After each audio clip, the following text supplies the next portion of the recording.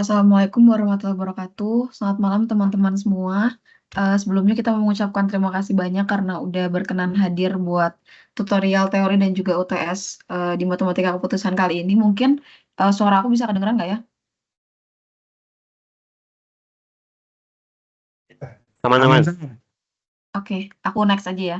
Jadi di sini tuh asistennya ada 3. Pertama ada aku, terus ada Bos Stefanus sama ada Bisvarda. Next di sini kita bahas bakal terkait teori dan juga soal UTS. Di sini kita bakal bahas untuk tahun 2023 dan juga tahun kemarin karena beberapa tahun kebelakangnya itu cukup mirip-mirip dan berulang. Untuk teorinya sendiri kita akan bahas terkait metode simplex, terus ada simplex 1 fase, 2 fase dan juga 2 primal. Nah, di sini sekarang aku bakal bahas terkait simplex dan juga simplex 1 fase. Jadi, untuk kalian tahu terlebih dahulu, apa sih kira-kira metode simplex itu? Jadi, simplex ini sendiri adalah suatu pendekatan yang dapat diselesaikan untuk menyelesaikan permasalahan model linear yang biasanya mungkin dibahas di kelas, yang tujuannya itu kita perlu menentukan solusi optimal dari permasalahan tersebut. Nah, jenis-jenisnya kayak yang udah aku mention tadi, itu ada 1 fase, 2 fase, dan juga 2 primal. Bedanya apa sih? Jadi untuk simplex 1 fase ini sendiri, dia itu menyelesaikan masalah dalam bentuk standar form. Nanti aku bakal bahas kayak gimana contoh-contohnya. Terus untuk yang 2 fase ini sendiri, dia akan menyelesaikan masalah yang linear tentunya disertai dengan perubahan bentuk augmented form dan juga penambahan select variabel. Untuk yang 2 primal, itu dia dalam bentuknya itu dual atau perubahan nilai constraint dan juga fungsi objektifnya. Di sini kalian bakal common sama beberapa istilah umum. Yang pertama bakal ada yang namanya variabel basis. Jadi variabel basis ini sendiri adalah variabel yang nilainya itu akan diatur menjadi 0. Kemudian juga ada variabel non basis. Nah, jadi untuk variabel non basis ini sendiri, dia nanti akan dapat berupa select variabel atau juga surplus variabel dari nilai yang diatur itu nggak sebesar 0. Untuk select sendiri, select ini itu adalah penambahan variabel yang mana dia ditambahkan positif untuk mengkonversi suatu pertidaksamaan menjadi sebuah persamaan. Nanti akan dicoba atau dilihat untuk contoh soalnya. Untuk surplus sendiri itu sama, tapi dia dikurangkan untuk konversi dari pertidaksamaan menjadi persamaan. Nah, variabel masuk di sini merupakan variabel yang terpilih untuk menjadi variabel basis pada iterasi berikutnya. Selanjutnya juga ada variabel keluar yang merupakan variabel yang keluar dari variabel basis dan digantikan oleh variabel masuk. Untuk pivot row, di sini pivot row itu adalah baris di antara variabel basis dengan variabel keluar. Untuk pivot column sendiri, dia ada bagian yang kolom itu disertai dengan variabel masuk untuk menentukan namanya pivot row. Jadi pivot row itu nanti bakal berpotongan sama pivot column yang menghasilkan yang namanya pivot value. Jadi pivot value itu letaknya akan berpotongan antara pivot column dan pivot row. Mungkin kalau cuma penjelasan nggak akan begitu kebayang. Nanti aku bakal mention lagi di bagian contoh soalnya. Jadi di sini kita bakal bahas terkait simplex 1 fase. Untuk simplex 1 fase sendiri, pertama-tama kita perlu melakukan penyusunan standar form. Tadi kan kita udah tahu kalau simplex 1 fase itu dilakukan untuk menyelesaikan suatu permasalahan melalui standar form kan bentuknya. Dari sini tuh syaratnya yang pertama kita harus membuat permasalahan itu menjadi dimaksimumkan. Nah, apabila masalahnya itu diminimumkan, maka kita perlu menyesuaikan bentuk dari permasalahan optimasinya. Terus untuk seluruh persamaan linear ini harus dalam pertidaksamaan bentuk kurang dari atau sama dengan. Kita harus ubah menjadi bentuk tersebut. Nah, selalu variabel yang ada juga harus dalam bentuk non negatif. Kemudian hasil akhir dari right side-nya dia itu pada persamaan minimize yang dimaksimumkan harus dikalikan dengan min 1. Nah, di sini juga ada catatan di mana persamaan minimize atau lebih dari sama dengan itu akan dikalikan dengan minus 1 untuk menjadi persamaan yang maximize. Nah, di sini kita perlu menentukan namanya select variable. Jadi pertama, kalian nanti bakal dapat yang namanya suatu permasalahan nih. Di permasalahan garisnya ini si linear sendiri kita kan memaksimumkan. Di sini contohnya adalah Z sama dengan 11x1 ditambah 4x2. Kemudian ada juga 3x1 ditambah 5x2 kurang dari sama dengan 15. 5x1 ditambah 2x2 kurang dari sama dengan 10. Terus di sini syaratnya x1 lebih dari 0 dan juga x2 lebih dari 0. Nah, di sini pertama kita harus ubah dia dulu. Kita harus ubah dia menjadi bla bla bla sama dengan. Di sini kan syarat yang pertama pertidaksamaan kurang dari sama dengan. Dia udah memenuhi syarat. Selanjutnya kita perlu ubah dia menjadi bla bla bla sama dengan konstanta. Nah, di sini kita pindah ruas untuk Z-nya sendiri. Jadi ini Z pindah ruas karena ini positif jadi negatif. Min 11x1 dikurang 4x2 sama dengan 0. Nah, kemudian untuk yang kedua ini, kita perlu mengubah pertidaksamaan ini menjadi persamaan. Caranya adalah tadi yang namanya select variable. Select variable ini adalah variabel yang ditambahkan dengan positif tadi. Nah, jadi ketika kita mengubah pertidaksamaan kurang dari sama dengan ini menjadi persamaan atau sama dengan, kita perlu menambahkan ini. Kita tambahkan namanya select variable. Di sini ada X3 dan juga X4. Kenapa beda-beda? Karena ini untuk satu persamaan ada satu select variable. Ini untuk persamaan yang berbeda juga perlu ada select variable lagi. Nah, tentunya ketika kita mengubah hal ini, kita perlu menambahkan yang namanya syaratnya atau batasannya. Di sini kita tambah constraint-nya X3 dan X4 juga lebih dari sama dengan 0. Nah, di sini juga di state bahwa select variable sendiri adalah X3 dan juga X4 yang merupakan koefisien plus 1. Nah, selanjutnya di sini kita akan menyusun yang namanya tabel simplex. Jadi mungkin tabelnya biasanya bakal mirip-mirip tapi nggak akan 100% sama. Ada juga mungkin nanti yang bakal XJ dikurang CJ kayak gitu, itu nggak apa-apa. Tapi untuk simplex satu fase ini, aku contohinnya tabel yang kayak gini. Jadi nanti kalian bisa buat di sini ada basis variabel, basic variable, terus ada koefisien, ini equation berapa, kan ada 3. Terus right side-nya ini sisi kanannya tadi, dan juga rasio. Jadi di sini di koefisien kan ini ada Z, X1, X2, ini kan sama Z, X1, X2, X3, X4. Nah, kayak tulis semua. Untuk yang di sini, ini adalah basic variable. Jadi dia si Z-nya, fungsi objektifnya, terus ada si select-selectnya, kayak tulis. Nah, terus kita tinggal salin aja. Kayak ini koefisiennya Z kan 1, terus ini min 11 X1, terus ini min 4 X2. Kita langsung aja pindah-pindahin, begitu juga yang lainnya. Untuk right side-nya sendiri, kita ada 0, 15, sama 10, kita langsung pindahin aja. Terus selanjutnya untuk bagian keempat, nah kita di sini perlu melakukan pemeriksaan optimasi awal. Gimana sih kira-kira caranya untuk memeriksa optimasi awal? Itu pertama kita perlu tahu solusi optimal dari permasalahan maximize dan minimize ini adalah nilai terbesar yang berada dalam fungsi objektif. Nah di sini kita juga lihat secara grafis, biasanya solusi optimal itu akan berada pada corner point di tengah-tengah. Nah, pinggir-pinggir. Terus kita selanjutnya akan memeriksa terkait nilai baris pertama yang harus lebih dari atau sama dengan 0. Jadi di sini nih, di baris pertama nih, di fungsi objektif, di Z, kita nggak boleh punya angka yang negatif. Makanya kita harus perlu tandain dulu nih kira-kira. Nah, karena kalau misalnya dia belum lebih dari sama dengan 0, maka dia belum optimal. Jadi kita tandain. Nah, di sini ternyata dia ada yang negatif nih. Masih terdapat nilai negatif 11 dan negatif 4 pada baris pertama fungsi objektif. Makanya kita perlu tandain terlebih dahulu. Selanjutnya kita akan mengidentifikasi terkait pivot value-nya. Jadi di sini kita perlu milih nilai negatif terkecil pada baris pertama tadi. Jadi di baris pertama ini kita perlu nih lihat mana sih yang paling kecil gitu si nilainya. Nah, di sini kita tentuin kan nilai terkecil untuk menjadi si pivot kolom. Pivot kolom itu dipilih dengan nilai negatif terkecil. Selanjutnya kita perlu mengisi pada kolom rasio dengan hasil pembagian right side dibagi dengan koefisien yang bersesuaian pada pivot kolom.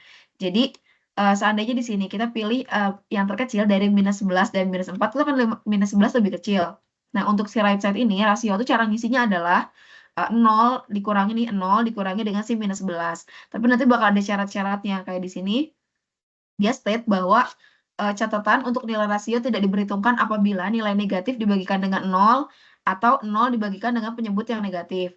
Karena ya dia bisa jadi tahingga tapi jadi nggak bisa didefinisikan.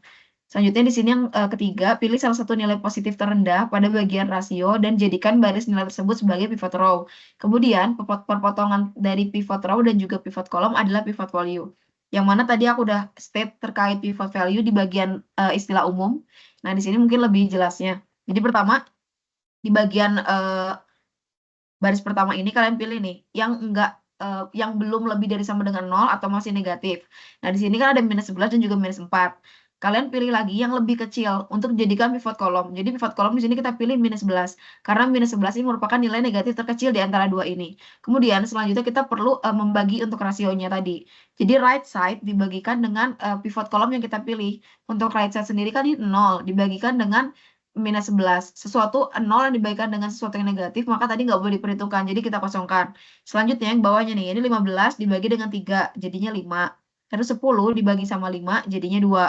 Nah, selanjutnya, setelah kita udah membagi rasio ini, kita pilih lagi mana ya rasio yang kira-kira paling kecil untuk dijadikan si pivot row-nya. Jadi pivot row ini dipilih 2 karena ini merupakan nilai positif terkecil pada rasio.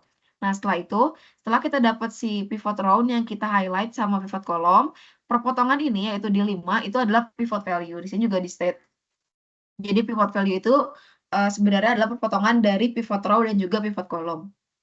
Nah, selanjutnya, kita akan melakukan iterasi tabel simplex. Iterasi dilakukan setelah menentukan pivot value untuk mendapatkan nilai iterasi tabel. Nah, jadi langkahnya adalah kita perlu mentransformasikan ke nilai unit sebesar 1 dengan membagi pivot row dengan nilai pivot value. Pastikan seluruh koefisien dalam satu kolom dengan variabel unit memiliki nilai 0 untuk memastikan variabel yang mengandung pivot value sedang dioptimasi. Nah, di sini untuk nilai koefisien lainnya nggak berada di pivot row dan juga pivot kolom tuh bakal dikalkulasi dengan cara persamaan ini. Jadi ada untuk menentukan nilai tabel baru. Jadi untuk ketika iterasi itu akan ada nilai tabel baru yang mana dihitungnya dengan cara negatif nilai tabel lama pivot kolom dikalikan dengan nilai tabel baru pivot row ditambah dengan nilai tabel lama. Ini kalau pertama lihat mungkin emang bakal agak pusing gitu, tapi nanti kalau banyak latihan dia bakal lama-lama ingat sendiri caranya. Nah, jadi pertama, hasil tadi yang pivot row tadi kita perlu dibagi dengan si pivot value. Jadi nih kalau kalian lihat di sini kan nih ini pivot row kita kan. Pivot row kita ada 0, 5, 2, 0, 1. Kita perlu bagi dia semua ini dibagi menjadi 5. Dibagi 5 karena si pivot value-nya adalah 5. Jadi kalau kita lihat ke sini 0 dibagi 5, 5 dibagi 5, 2 dibagi 5, 0 dibagi 5, 1 dibagi 5. Pokoknya semuanya dibagi 5. Nah, ada catatan juga di sini variabel dengan pivot value dipindahkan sebagai variabel basis. Nah, jadi ini udah berubah nih. Si X1 ini kan tadinya X4. Nah, ini tuh yang dinamakan tadi variabel masuk sama variabel keluar. Ini variabel masuknya kan X1, ini variabel keluar nih. Jadi si X4 ini keluar, si pivot row ini digantikan dengan si pivot kolom. Jadi X1 ini dipindah ke sini. Begitupun dengan iterasi selanjutnya. Jadi X4 ini bakal dibuang karena kita udah menemukan untuk memilih si pivot row ini. Jadi akan digantikan dari si pivot kolom X1 ini dipindah ke pivot row. Tapi isinya itu adalah hasil dari nilai lama dibagikan dengan pivot value. Nah, ini agak cukup tricky, agak bingung-bingung. Jadi mungkin kita mulai lihat dari untuk iterasi nilai yang baru. Tadi kan caranya adalah nilai baru itu dari nilai yang lama. Ini kan ini nilai lamanya kan 1. Nilai kolom lama ditambah dengan negatif minus 11. Minus 11 ini adalah nilai pivot kolom yang lama. Jadi min nilai pivot kolom yang lama dikalikan dengan 0. Nah, 0 ini apa sih? 0 ini tuh adalah nih nilai tabel lama pivot kolom dikali dengan nilai tabel baru pivot row. Kita kan udah menghitung yang bawah ini, pivot row 0, 1, 0,4, dan seterusnya. Nah, ini kita consider nih, berarti kan kalau aku mau di sini nih, kalau aku mau di 1 ini ya, di baris 1 kolom Z, ini kan berarti aku mau ganti nilai ini. Berarti nilai 1 ini adalah nilai lama. Berarti kan nilai min 11 ini adalah negatif dari nilai tabel lama pivot kolom dikalikan dengan nilai tabel baru. Ini nilai tabel barunya kan 0, nilai tabel baru dari si pivot row. Nah, itu ditambahkan dengan nilai yang lama dari si dianya sendiri. Itu hasilnya adalah 1.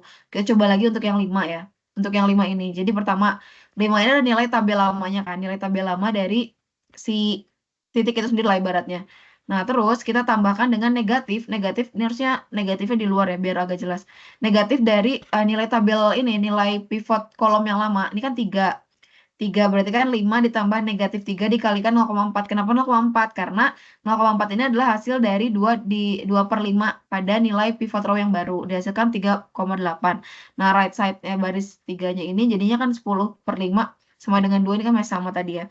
Nah, ini tuh dihitung semuanya. Dihitung untuk semuanya. Untuk si ini yang baru-baru semuanya bukan dihitung lagi. Kecuali si yang pivot row tadi yang dipunya. Terus hitung lagi kayak tadi right side-nya gimana, itu balik hitung lagi. Row dengan pembagi sebelumnya itu tidak diperhitungkan kembali.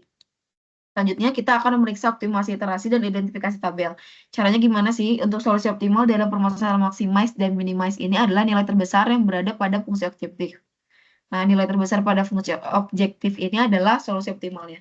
Kemudian, kita juga harus periksa bahwa seluruh nilai pada baris pertama itu harus lebih dari sama dengan 0 untuk mencapai optimal tadi kayak di step di awal. Jadi atas ini harus lebih dari sama dengan 0. Nah, kalau kita lihat di iterasi, ini karena ini satu fase ya. Jadi skala iterasi dia bakal langsung dapat si non negatifnya udah nggak ada gitu. Nah, terus tapi beda lagi kalau 2 iterasi. Nah, tapi ketika masih ada nilai negatif, kita harus iterasi lagi karena solusinya ini belum optimal. Terus iterasi diulang lagi dari step yang tadi 5. Nih pada step. Nah, balik lagi ke step ini, iterasi diulang.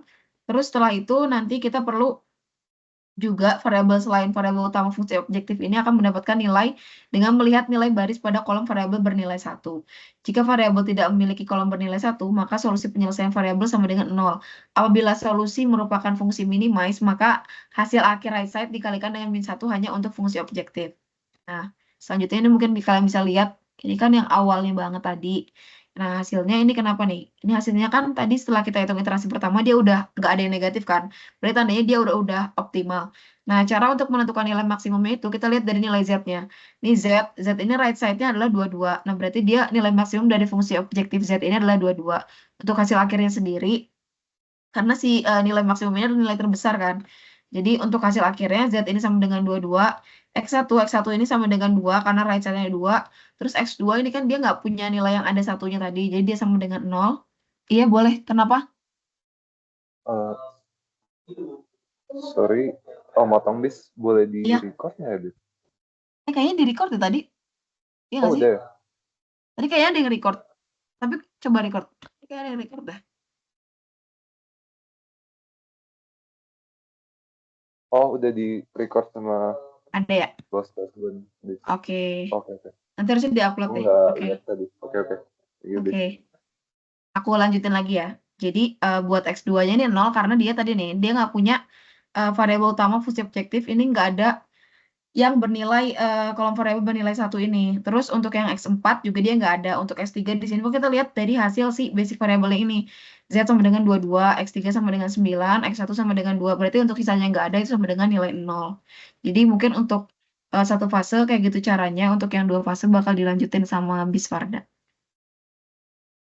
Oke, selanjutnya aku coba jelasin yang sintaks dua fase. Nah, yang dua fase ini tuh dia kalau si pertidaksamanya dalam bentuk tidak sama dengan. Nah, kalau misalkan kurang dari kan sebenarnya dia basic visible solution-nya harus nambah select variable. Nah, kalau misalkan dia lebih dari sama dengan, itu dia harus menambah surplus variable. Tapi surplus ini dia nggak bisa dimasukkan begitu saja karena melanggar kondisi non-negatif untuk basic variable. Untuk contohnya, boleh di next. Nah, contohnya tuh, misalnya pada kasus ini, ya, yang initial solution-nya kan X145 dimasukkan sebagai basis variabelnya. Nah, tapi karena dia ada yang lebih dari sama dengan yang 2X2 tambah X3 lebih dari sama dengan 2 ini, dia harus ditambahin suatu artificial variable juga. Dan di sama dengan juga dia harus ditambahin artificial variable. Contohnya ini, misalkan kita kan asumsiin X3 sama X2-nya sama dengan 0. Nah, kalau kita masukin ke persamaan yang ketiga ini, 0 tambah 0, dia kan jadinya min X5-nya sama dengan 2. Otomatis X5-nya kan sama dengan min 2. Nah, ini tuh jadi tidak memenuhi si basic non-negativity requirement-nya. Boleh di next. Nah, makanya kita tambahin suatu artificial variable. Nah, artificial variable ini kita tambahin di suatu constraint yang lebih dari sama dengan atau sama dengan. Nah, untuk simplex dua fase ini dia penggabungan dari artificial variable. Nah, kenapa dia disebutnya dua fase? Karena yang pertama itu buat cari starting basic visible solution-nya. Kalau udah ketemu, nanti kita bakal bisa menyelesaikan original problemnya. Boleh di next. Nah, contohnya ya, kayak persamaan ini, ya kan X1, X2-nya masuk ke original variabelnya. Nah, karena dia ada kurang dari sama dengan 5, dia ditambah dengan suatu select variable X4. Nah, karena dia yang ada persamaan ketiga dan keempatnya itu lebih dari sama dengan dan sama dengan, kita tambahin juga suatu artificial variable. Nah, sebelumnya di persamaan yang 2x2 tambah x3 ini, kita tambahin dulu surplus variable min x5, dan juga, enggak, cuma satu aja, min x5, terus kita tambahin suatu artificial variable, yaitu x6 di persamaan yang ketiga. Lalu kita tambahin juga nih artificial variable juga untuk yang X1 tambah 3x2 sama dengan 4. Ini kita tambah dengan artificial variable x7. Terus di x1, x2-nya, kalau misalkan dimasukkan ke persamaan aslinya kita misalkan jadi 0, dia jadinya kan 0 ditambah 3 kali 0 sama dengan, ditambah x plus 7 sama dengan 4. Nah, x plus 7-nya itu dia bakal lebih dari sama dengan 0, makanya kita perlu suatu artificial variable itu. Oke. Di next.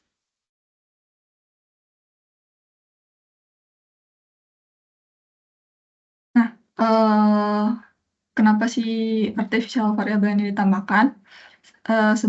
Artificial variable ini ditambahkan sebagai second objective function. Nah, tujuannya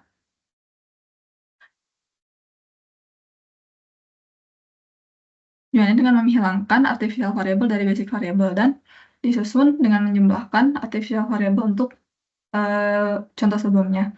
Ini kan misalnya contohnya di sebelumnya tuh kita punya artificial variable x6 plus x7. Nah, si x6 ini kita boleh di ke slide sebelumnya. Atau bisa di tag control guys.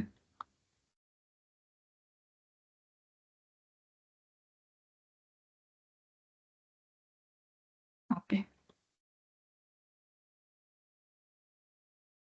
Oke. Nah, kan kita masukin ya untuk ke objective function ini kita masukin x6 plus x7. Terus x6-nya tuh kita ganti dengan yang ini x6 sama dengan 2 min 2x2 min 3x3 plus x5. Hanya dia di slide selanjutnya jadi kayak gini. Nah, sama halnya dengan artificial variable si x7 ini. Dan setelah kita setelah kita mendapatkan x6 sama x7-nya itu suatu barang baru itu, kita substitusikan ke si objective function-nya. Makanya kita bakal dapat y sama dengan 6 min x1 min 5x5 min x3 plus x5. Terus si konstantannya kita pindahkan ke sebelah kiri. Jadinya kita bakal dapat suatu persamaan baru dengan meminimalkan si y-6 sama dengan di si persamaan baru yang sudah kita dapatkan dengan mensubstitusikan si x6 dan x7-nya. Lalu kita akhirnya minimalkan si min 3x1 plus 4x2 plus 5x3.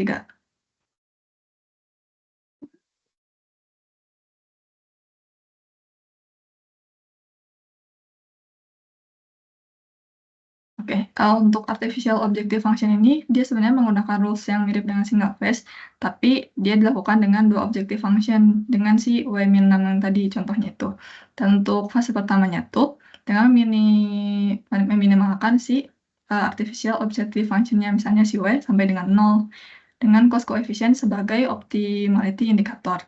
Nah, ketika y-nya udah sama dengan 0, artinya si seluruh artificial variable-nya tuh udah keluar dari si variabel basis. Jadi, linear programming itu berisi original control variable aja. Dan setelah itu, kita masuk ke second phase-nya. Untuk koefisiennya digunakan sebagai indikator dan artificial variable itu tidak digunakan lagi sebagai control variable. Nanti bisa kelihatan di contoh soalnya. Oke. Nah, misalnya kayak gini, kita punya bentuk suatu augmented matrix kayak gini. Nah, ini misalkan kita perlu meminimalkan si Z ini. Dan kita punya 4 persamaan di sini. Nah, langkah pertama kan seperti biasa kita tambahkan slack dan surplus variabel. Nah, kita tambahkan slack dan surplus variabelnya si x3, x4, sama x5 ini. Lalu setelah menambahkan si slack dan surplus variabelnya, kita tambahkan si artificial variabelnya untuk si x6 ini. Karena yang bentuknya lebih dari sama dengan itu kan hanya persamaan yang 3x1 sama 4x2. Oke. Nah, setelah kita memasukkan si surplus slack sama si artificial variabelnya, kita definisikan si artificial objective function-nya. Yang tadi, yang si y sama dengan si artificial variabelnya.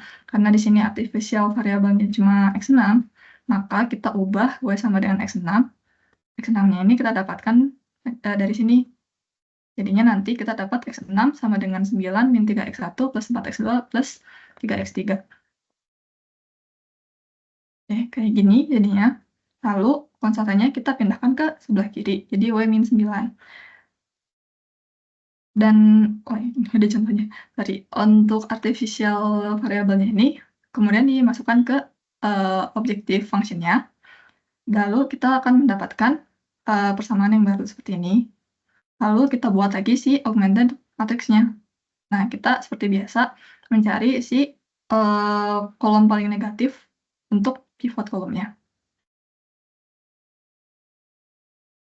Setelah kita dapat yang paling negatif, kita cari juga nih B per A-nya mana yang paling kecil. Nah, setelah ketemu yang paling kecil, ternyata ketemu untuk si pivot value-nya itu 4. Nah, setelah ketemu si pivot value-nya 4, dilakukan lagi untuk seperti iterasi pada single phase yang biasa ini. Kita tambahkan, kurangkan si nilai baru dan nilai lamanya ke si cell value-nya. Nah, untuk iterasinya sendiri sebenarnya sama sampai si nilainya tuh bernilai positif semua.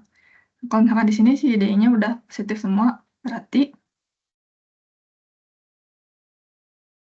tadi belum.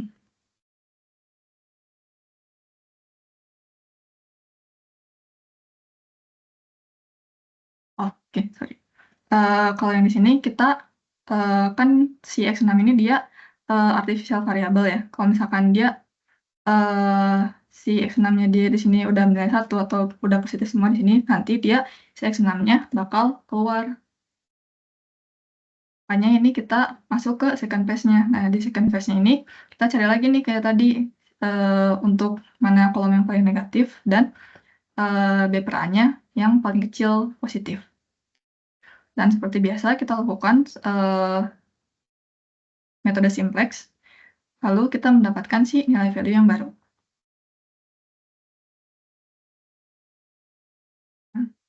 Ya, mungkin lanjut ke contoh selanjutnya lagi. Ini kita punya objective function-nya misalkan min 70x1 dan min 50x2. Dengan konsennya 3 ini, dengan ada 2 konsennya ini, dan x1, x2-nya seperti biasa harus lebih dari sama dengan 0. Oke, pertama kita tambahkan dulu si select variabelnya, misalnya S1 dan S2 untuk persamaan ini, karena kita tambahkan lagi.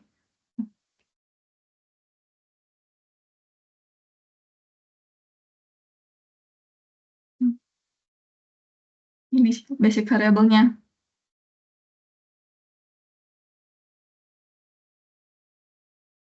Ya, lalu setelah kita mendapatkan nilai yang baru, kita tentukan lagi pivot kolomnya 70 ini dan B per A-nya yang paling kecil positif ini. Lalu dengan memasukkan lagi basis variabel yang memasukkan dan melakukan kembali basis variabel yang baru, kita cari lagi pivot value yang barunya.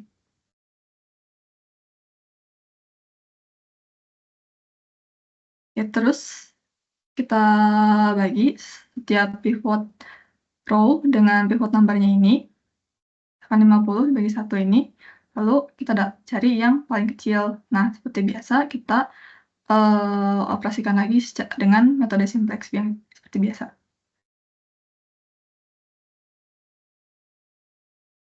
Oke, karena ternyata masih belum positif, kita lihat lagi nih si nilai min 15 ini. 15, terus kita cari lagi si pivot row-nya. Ternyata 40 ini. Dan kita dapat pivot value-nya 1. Kita operasikan simplex seperti biasa untuk semua barisnya. Dan didapatkanlah hasil seperti ini. Nah, ketika semuanya dia udah positif, artinya si iterasinya udah selesai. Oke, bisa dilanjut ke soal tes.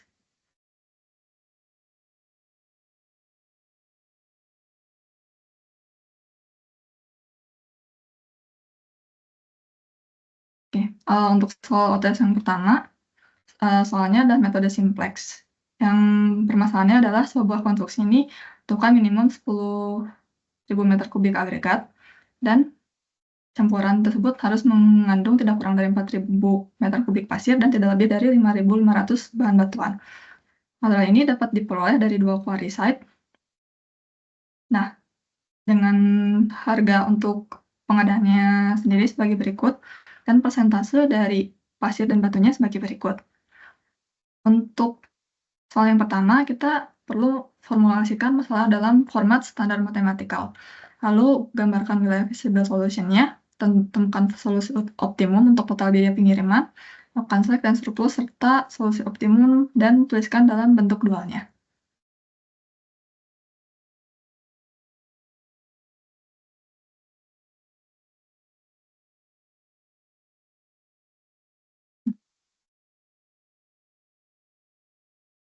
Untuk selanjutnya yang nomor 2 ini, jadi di sini terkait suatu perusahaan beton ready mix. Jadi kita di sini bakal bahas terkait soalnya dulu. Untuk jawabannya nanti bakal di satu-satu gitu. Jadi aku bakal nerangin soalnya doang. Untuk nomor 2 ini intinya kita bakal ngitung terkait suatu perusahaan beton ready mix yang punya 3 pabrik plant es, di mana ada 4 lokasi proyek. Nah, di sini distribusinya di sini untuk D1, D2, D3 ini demand-nya dan juga supply-nya. Sementara itu ini kan biaya pengirimannya dalam rupiah per meter kubik per kilometer. Sementara itu jarak antar lokasi plant-nya itu per kilometer tuh dengan matriks berikut. Nah, nanti besar produksinya itu kita akan dihitung untuk kebutuhan supply masing-masing. Sini ada supply 1, 2, 3, terus juga ada demand 1, 2, 3. Nah, dari data ini kita perlu menghitung terkait formulasi model matematiknya buat tabel transportasinya menggunakan metode sudut kiri atau northwest corner seperti apa untuk solusi awal, dan juga nanti kita perlu cari solusi optimumnya.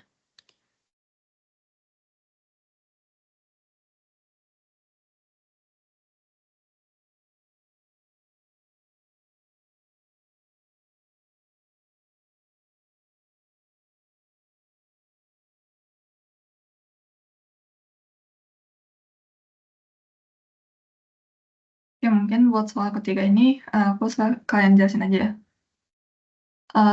Ini ada suatu maskapai penerbangan, dia harus mengatur penugasan pilotnya. Dan setiap tabel penugasan ini udah diketahui biaya yang diperlukan. Dan untuk penugasannya ada tanda-tanda minus ini menunjukkan bahwa pilot ketiga tidak dapat ditugaskan, dan pilot keempat tidak dapat ditugaskan, dan pada penerbangan 5 pada suatu hal. Lalu kita harus mencari penugasan optimum untuk masing-masing pilot dengan menggunakan metode pengharian. Lalu dicari juga berapa total biaya yang diperlukan untuk mendatangkan semua pilot di bandara. Ini boleh di next. Oke, kita lanjut ke pembahasan UTS untuk yang nomor 1 terlebih dahulu. Oke, yang pertama kita definisikan dulu ya variabelnya.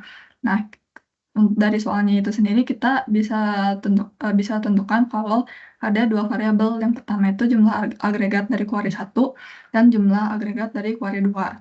Nah, karena kita ingin mencari yang berapa sih berapa jumlah agregat agar si pengadaannya itu lebih paling murah, makanya kita cari minimalkan si 60 si agregat dari quarry 1 dan 90 dari quarry X2, karena ini tuh biaya pengadaannya. Lalu kita susun juga untuk si persamaan atau constraint-nya. Yang pertama itu kan dia minimum 10.000 meter kubik agregat campuran. Berarti kan dia dari quarry 1 ataupun dari quarry 2 itu dia harus lebih dari sama dengan 10.000. Lalu campurannya itu tidak kurang dari 4.000 meter kubik pasir. Berarti kalau misalkan dari quarry 1 itu dia ada 0,4, dia bisa menghasilkan 0,4, dan dari quarry 2 itu dia bisa menghasilkan 0,6, tapi dia karena tidak kurang dari 4.000 pasir, makanya dia lebih dari sama dengan di sini. Dan untuk campuran tidak lebih dari 5.500 meter kubik batuan, dari quarry 1 itu dia bisa menyediakan 0,6, dan dari quarry 2 itu dia bisa menyediakan 0,4. Namun karena tidak boleh lebih dari 5.500, makanya dia di sini kurang dari 5.500. Dan untuk jumlah agregatnya harus lebih dari sama dengan 0. Nah, lalu gambarkan nilai visible solution-nya. Karena tadi kan kita udah tahu ya sebelumnya, seperti biasa aja kita coba misalkan X1-nya sama dengan 0, X2-nya berarti kan dapat 10.000. Berarti kalau misalkan di bagian bawah ini X1-nya sama dengan 0, berarti X2-nya pasti dia sama dengan 10.000. Nih. Berlanjut ke persamaan yang lain, X1-nya ini misalkan di sini X1-nya sama dengan 0, kita cari tahu X2-nya berapa. Berarti kan 4.000 dibagi 0,6 itu sekitar 833. Sorry. Nah, berarti kan itu 4.000 dibagi dengan 0,6. Sorry. Satunya 0.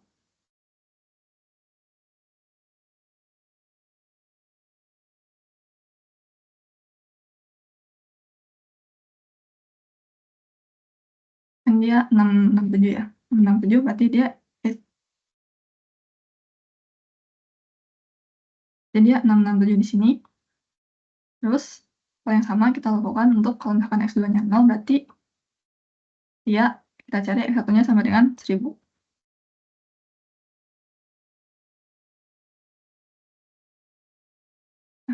Nah, itu kita buat garis perpotongannya. Sudah ketemu titik perpotongannya, kita buat garis. Nah, kalau misalkan dia tandanya lebih dari sama dengan 4.000, berarti dia kan ke atas ya. Ini dia kan bakal naik perpotongan ke atas. Sedangkan kalau yang kurang dari, dia pasti si wilayahnya ke bawah. Ini wilayahnya ke bawah. Sedangkan buat yang ini juga yang X1 plus X2 sama dengan 10.000, ini mulai di sini ya wilayahnya ke atas. Lalu nanti kita cari perpotongannya yang mana, dan ketemulah si wilayah perpotongannya ini untuk semua konsennya ini yang biru ini. Nah, dari wilayah yang biru ini kita tentukan sudut-sudutnya. Nah, di sudut-sudutnya ini kita cari kira-kira nilai mana nih yang menghasilkan nilai minimum ke persamaan objektifnya. Ini kita masukkan nilainya satu-satu. Nah, misalkan kita ketemu X1-nya 7.500, X2-nya 2.500. Kita masukkan ke persamaan objektifnya, dia didapatkan 675.000. Begitu pula dengan titik-titik yang lainnya. Kita ternyata mendapatkan bahwa ketika dari query satunya ada 7.500 dan X2-nya 2.500, ini biaya pengadaan yang paling murah. Lalu yang pada bagian D ini, kita tentukan slack dan surplus variabelnya. Nah, karena tadi persamaan pertama itu lebih dari yang ini, kita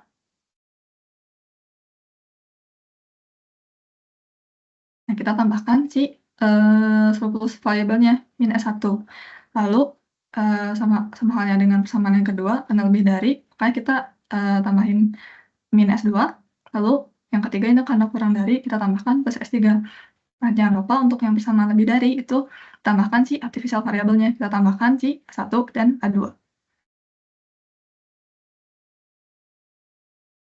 Nah, setelah kita mendapatkan si augmented form-nya, kita masukkan ke dalam satu tabel untuk setiap persamaannya. Ini kita masukkan yang persamaan yang pertama, yang S1 plus X2 min S1 itu. Lalu jangan lupa untuk RHS-nya dia masukkan 10.000 seperti nilai awalnya.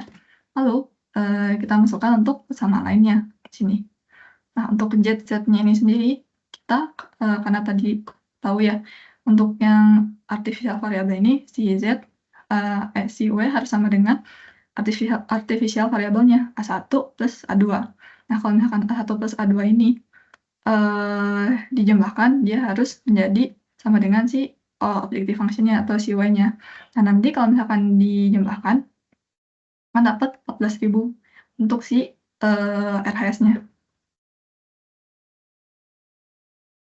Ini. Dan nilai X1, X2 S1, S2, dan A1-nya akan mengikuti sesuai si yang W dikurangi si konstantannya sama dengan si persamaan barunya. Lalu untuk C min Z-nya sendiri, ini sebenarnya di kebalikannya aja dari variabel yang S1, X2, dan variabel surplus dan artificial variabel yang lain, surplus atau artificial variabel yang lainnya. Nah, kita seperti biasa cari mana nilai yang paling kecil. Nah, di sini kan min 1,6. Setelah kita kalau untuk kolom ini min 1,6, kita cari row mana yang memiliki RHS-nya yang paling kecil dari sini. Ini aku nggak tulis, tapi untuk yang RHS yang paling kecil ini, kalian bisa tambahin satu kolom di kanannya, biar nggak lupa untuk si RHS-nya ini dibagi dengan kolomnya ini. Nah, dapatkan bahwa yang paling kecil ini si row yang ini, row yang si A2 ini. Makanya untuk pivot value-nya kita dapat si 0,6. Nah, di situ kita jalankan iterasi kedua. Iterasi kedua ini kita pilih lagi mana yang paling negatif, yaitu min 1,67, dan kita cari juga sih RHS-nya, yang mana yang positif paling kecil. Dan karena di sini sebenarnya ini aku langsung aja untuk yang B perannya paling kecil, kita dapat sih di row A1 ini, makanya si pivot value-nya yang 1,667. Lalu kita jalankan metode iterasi simplex seperti biasa untuk setiap row-nya. Nah, kita sampai ke iterasi ketiga. Nah, di iterasi ketiga ini, si artificial variabelnya sebenarnya udah gak ada semua nih, udah 0. Makanya ini yang si artificial variabelnya ini bisa dibuang aja, dan C min Z-nya ini bisa diabaikan. Selanjutnya kita pindah ke kolom yang baru. Ke kolom yang baru ini, kita dapat bahwa si C min Z-nya itu paling kecil di min 30 dan belum mencapai positif. Makanya kita lakukan lagi iterasi dengan memilih kolom dengan min negatif terkecil dan positif terkecil, yaitu si row S3 ini.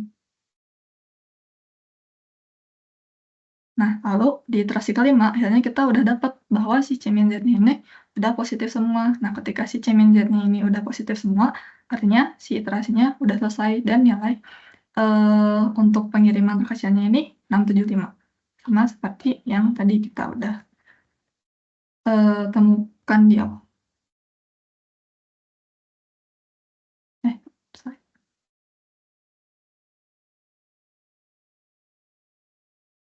Sama di 675 ini. Oke.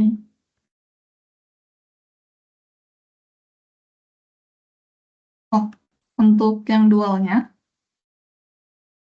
ini sebenarnya kita istilahnya kayak ngebalik aja dari si variabelnya. Yang F1 ini kan jumlah agregat dari kuari 1, sedangkan yang F2 ini kita awalnya mendefinisikan sebagai jumlah agregat dari kuari 2.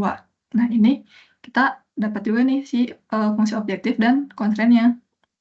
Tapi buat fungsi dualnya ini, kita istilahnya kayak ngebalik variabelnya. Yang Y1 kita bikin lagi satu variabel baru.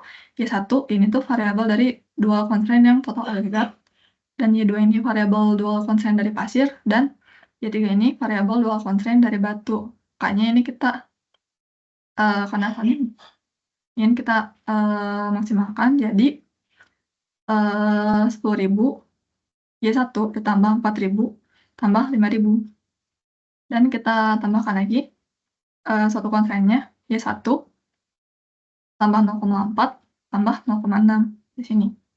Terus untuk yang keduanya ini kita dapat Y1 tambah 0,6 Y2 dan 0,4.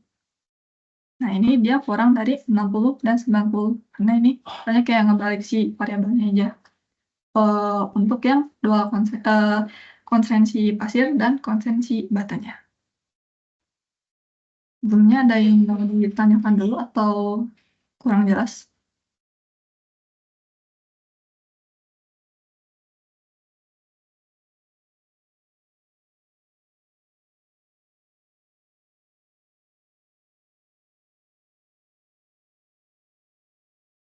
Ya, mungkin ya bisa lanjut ke soal nomor 2 dulu.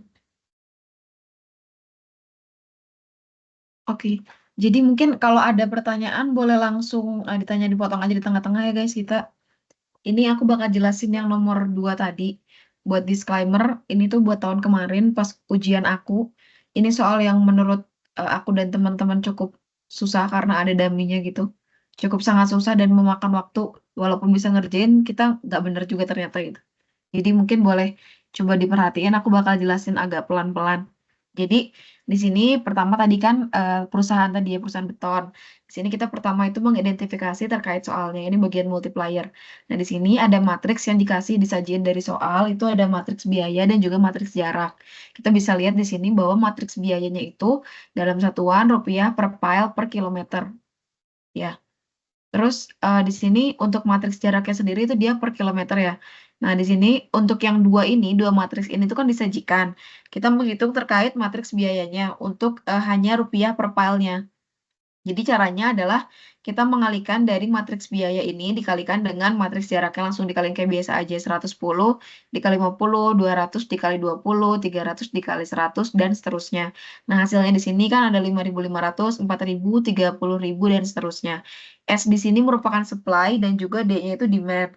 Dari soal juga dikasih tahu bahwa supply-nya itu untuk S1, S2, S3 itu 200 pile, untuk demand 1, 2, 3, 4 itu ada yang demand 1 100 pile, D2 150 pile, D3 150 pile, dan juga D4 100 pile. Ini kita pertama baru mengidentifikasi terkait soalnya.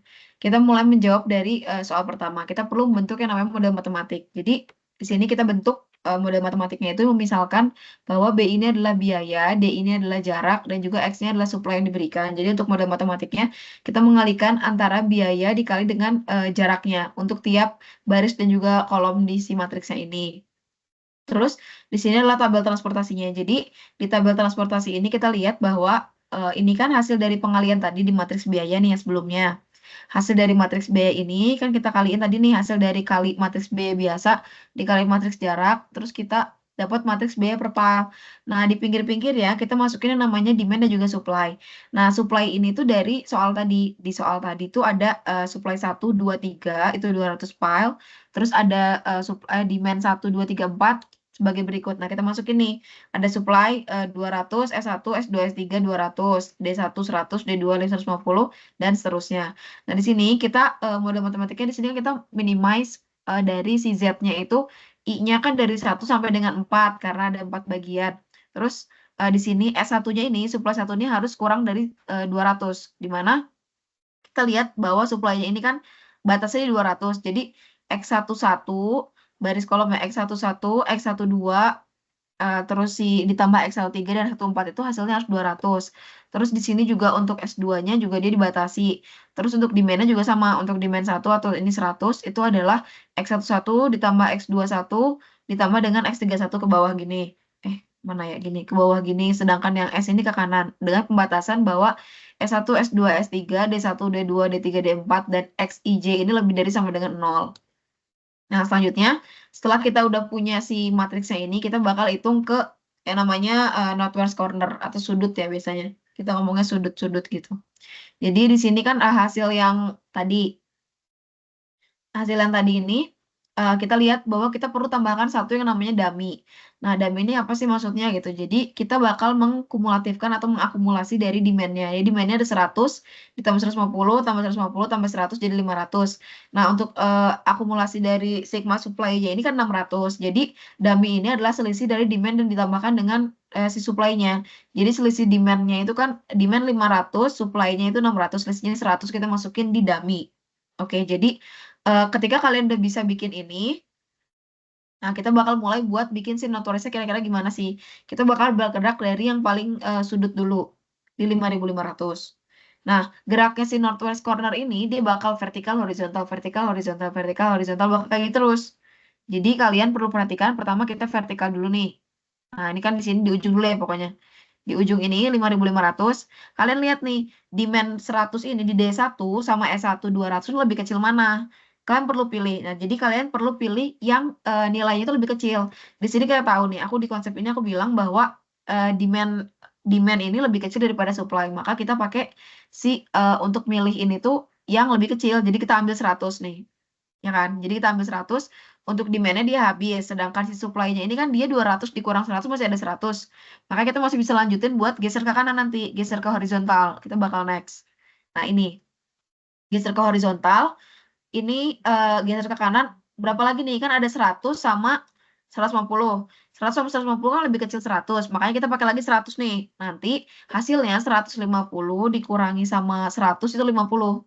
Kan berarti tadi udah horizontal, udah vertikal, horizontal. Sekarang kita gerak lagi nih ke vertikal, berarti turun ke bawah kan. Nah, tapi ini kan nilai barunya nih. Si S1 yang awal nih S1 nih pakai 100. Karena tadi ada 100 sama 150. D2-nya kan tadi 150. Terus D2 yang baru ini bakal jadi 50 karena dia dikurangi sama 100. Masuk nih ke vertikal, geser lagi. Ini 50.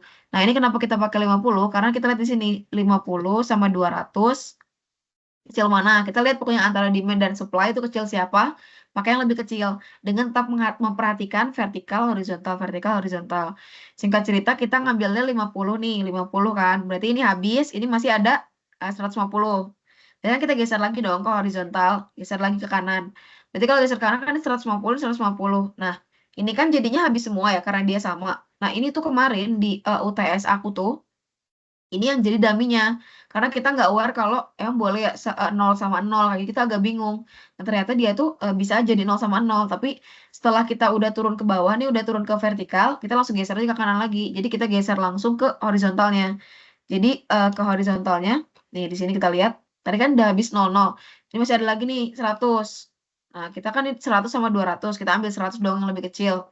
Kita ambil 100, ini habis. Yang ini 100, berarti kan sisa 100 nih.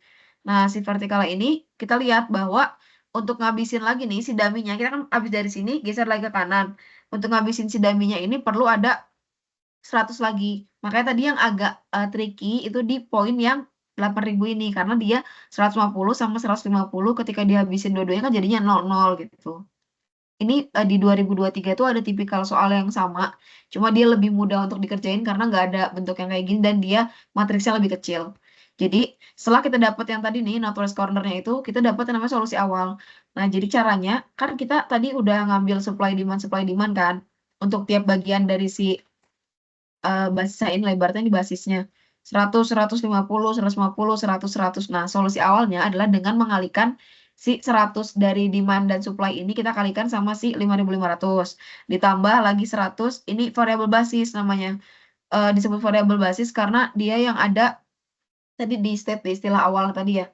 Dia yang dihabisin pokoknya dijadiin 0 semua gitu. Nah, ini kita kaliin aja 100 kali 5.500.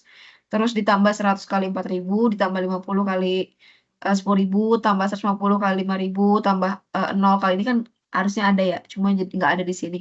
0 kali 8.000 ditambah 100 kali 26550, dan yang terakhir ini di daminya. Terus hasilnya untuk Z-nya adalah 4,855 ribu, berarti 4.855.000. Nah, ini tuh adalah solusi awal. Kita perlu cari yang namanya solusi optimum. Nah, di sini bakal mulai lebih pusing, bakal cukup pusing. Karena akan banyak iterasinya. Jadi pertama, dari soalan tadi nih, karena ini kan sebenarnya bisa coba dihitung kalau kalian mau nyoba latihan tuh bisa pakai software juga untuk ngitung northwest corner. Tapi kan kalau di ujian nggak bisa, jadi kita perlu banyak latihan tangan untuk memudahkan kalian dalam menghitung besok. Jadi dari tabel hasil yang hitungan ini nih, nah dari hitungan ini kalian perlu bikin tabelnya jadi kayak gini. Atau ya semirip inilah, mungkin deket-deket sama ini. Nah, setelah kita, ini kan sama aja sebetulnya. Ini si basisnya atasnya, ini si hitungan hasil dari geser-geser tadi. Sini kita perlu nentuin namanya variabel basis dan juga variabel non basis. Jadi variabel basis ini rumusnya adalah XIJ sama dengan UI ditambah VI. Ini adalah rumusnya. Jadi kalian perlu ingat ini, ya perlu diingat UI tambah VI. Sedangkan variabel non basis ini rumusnya XIJ sama dengan UI ditambah VI dikurang CIJ. Nah, caranya gimana sih ngitungnya gitu kan? Jadi pertama nih, misal kita mau ngitung di XII, X11. X11 tuh berarti kan di baris 1 kolom 1. Nah, X11 sama dengan U1 ditambah V1. Dia berapa sih? Dia 5.000. Jadi X11 sama dengan, ambil yang atas ini nih. Nih yang atas. X11 sama dengan U1 tambah V1 sama dengan 5.500. Nih X12 U1 tambah V2 sama dengan 4.000. X13 U1 tambah V3 sama dengan 30.000. Nah, misalnya di sini X34 nih, X34 Berarti kan U3 ditambah sama V4 ini sama dengan 2550. Terus juga yang di sini nih, sampai dummy atau sisa ini juga tetap ditulis ya, karena dia masih ada si ininya nih, ada si variabel basisnya ini. Kita juga cari nih, dia kan berarti U3, ini ibaratnya 5 lah ya, dianggapnya 5. U3 tambah V5 sama dengan 0. Nah, caranya dari persamaan ini nih, kalian bakal bisa nge-solve dia untuk dapat masing-masing si ininya. Caranya adalah U1 ini dia bakal mutlak bahwa nilainya adalah 0. Jadi kalian bakal langsung masukin aja ketika X plus 1 U1-nya 0 maka V1 sama dengan 5.500. Ketika dia U1-nya 0 V2-nya sama dengan 4.000. Nah, ketika kalian udah punya dua ini, kalian kan bisa solve ini berarti U2 ketika V2-nya adalah 4.000 berarti kan U2-nya sama dengan 6.000. Terus ketika U2-nya tahu 6.000 berarti kan si V3 ini kan minus dong, minus 1.000 sama dengan 5.000. Begitupun selanjutnya untuk dapat semuanya nih, setiap variabelnya. Nah, terus setelah kalian dapat ini, kalian baru bisa hitung yang namanya variabel non basis. Variabel non basis caranya tadi XIJ sama dengan UI ditambah VI min CIJ. Nah, min CIJ ini tuh sama min CIJ ini tuh si atas-atas kepalanya ini. Cuma ini tuh mulainya dari hasil ini dulu. Misal, kalian cari si variabel non basis ini yang nggak ada hitungan northwest cornernya ini. Jadi, di 8.000 ini kan ada ya. Jadi dia nggak ada northwest cornernya. Dia misal mulai di mana ya? Di sini aja lah S3. S3 ini kan 31 nih, misalnya XX 31. Berarti kan U3 ditambah V1 dikurangi dengan C31. Nih yang 31 nih. Nah, berarti kan di sini sama dengan berapa sih? U3 kan 9.000. Ditambah sama V1 5.500 dikurangi 2.200 dari atas. Nanti bakal dapat hasilnya berapa. Terus untuk ini aja 13. 13 kan berarti U1 tambah V3 dikurang C13. U1-nya ini kan 0 tadi mutlak. Ditambah V3-nya itu minus 1.000. Dikurangi sama 30.000. Maka hasilnya minus 31.000. Nah, kalian cari buat semua variabel non basis yang nggak ada northwest-nya. Ini harusnya ada northwest-nya sih yang ini. Yang 33 deh, tapi ketulis. Tapi dia juga 0 di sini kan. Nah, pertama kita bakal iterasi. Dari hasil tadi nih, dari hasil perhitungan di variabel non basis, kalian cari nilai positif yang paling besar. Nih, jadi di sini perhatikan nilai variabel non basis dengan koefisien positif terbesar. Nah, kalau kalian lihat di sini tuh, positif kan ada 14.000, 19.000, 12.000, dan sebagainya. Berarti yang paling besar 19.000 dong. Nah, 19.000 ini di X24, berarti kan X24 ini dijadiin sebagai variabel masuk. Karena nanti selanjutnya, kita bakal hitung yang namanya looping gitu. Nah, sebelum itu kalian juga perlu masukin si UI dan VJ ini. Nah, ini tuh hasilnya dari U1, V1, V2 ini dari hasil hitungan yang tadi. Kalian langsung masukin, bikin tabel kayak gini, langsung tulis aja ini V1 berapa, V2 berapa, V3 berapa, sampai V5, U1 juga sampai U3.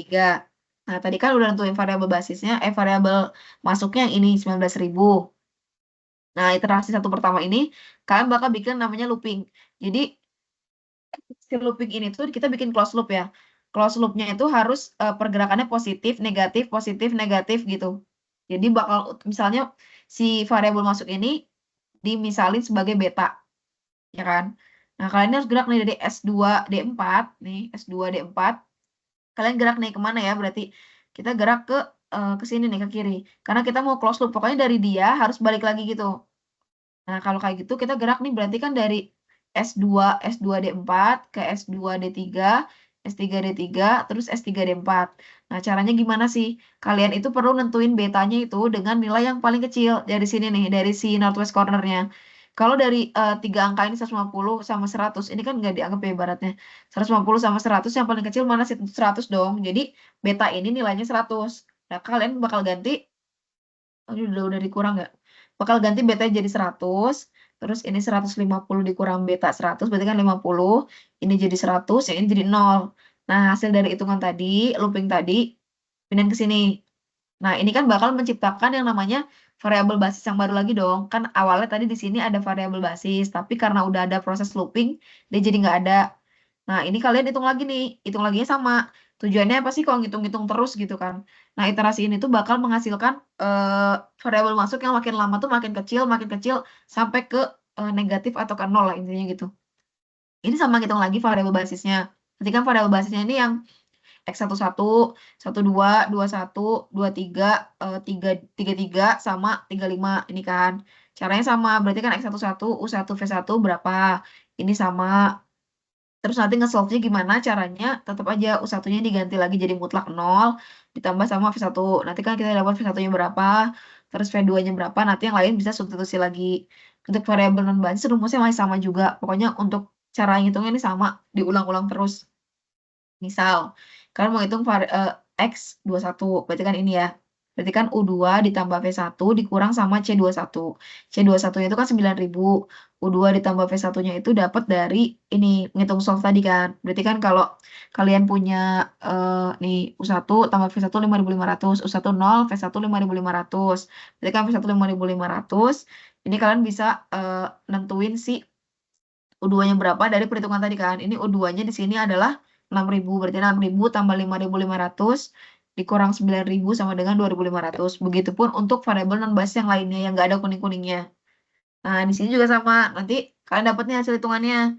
Kalian lihat lagi mana ya kira-kira yang nilai terbesar dari hasil variabel non-basis tapi positif. Berarti kan di sini ada 12.000, 2.000, ya kan, 2.500. Berarti tentu aja yang paling besar 12.000 dong.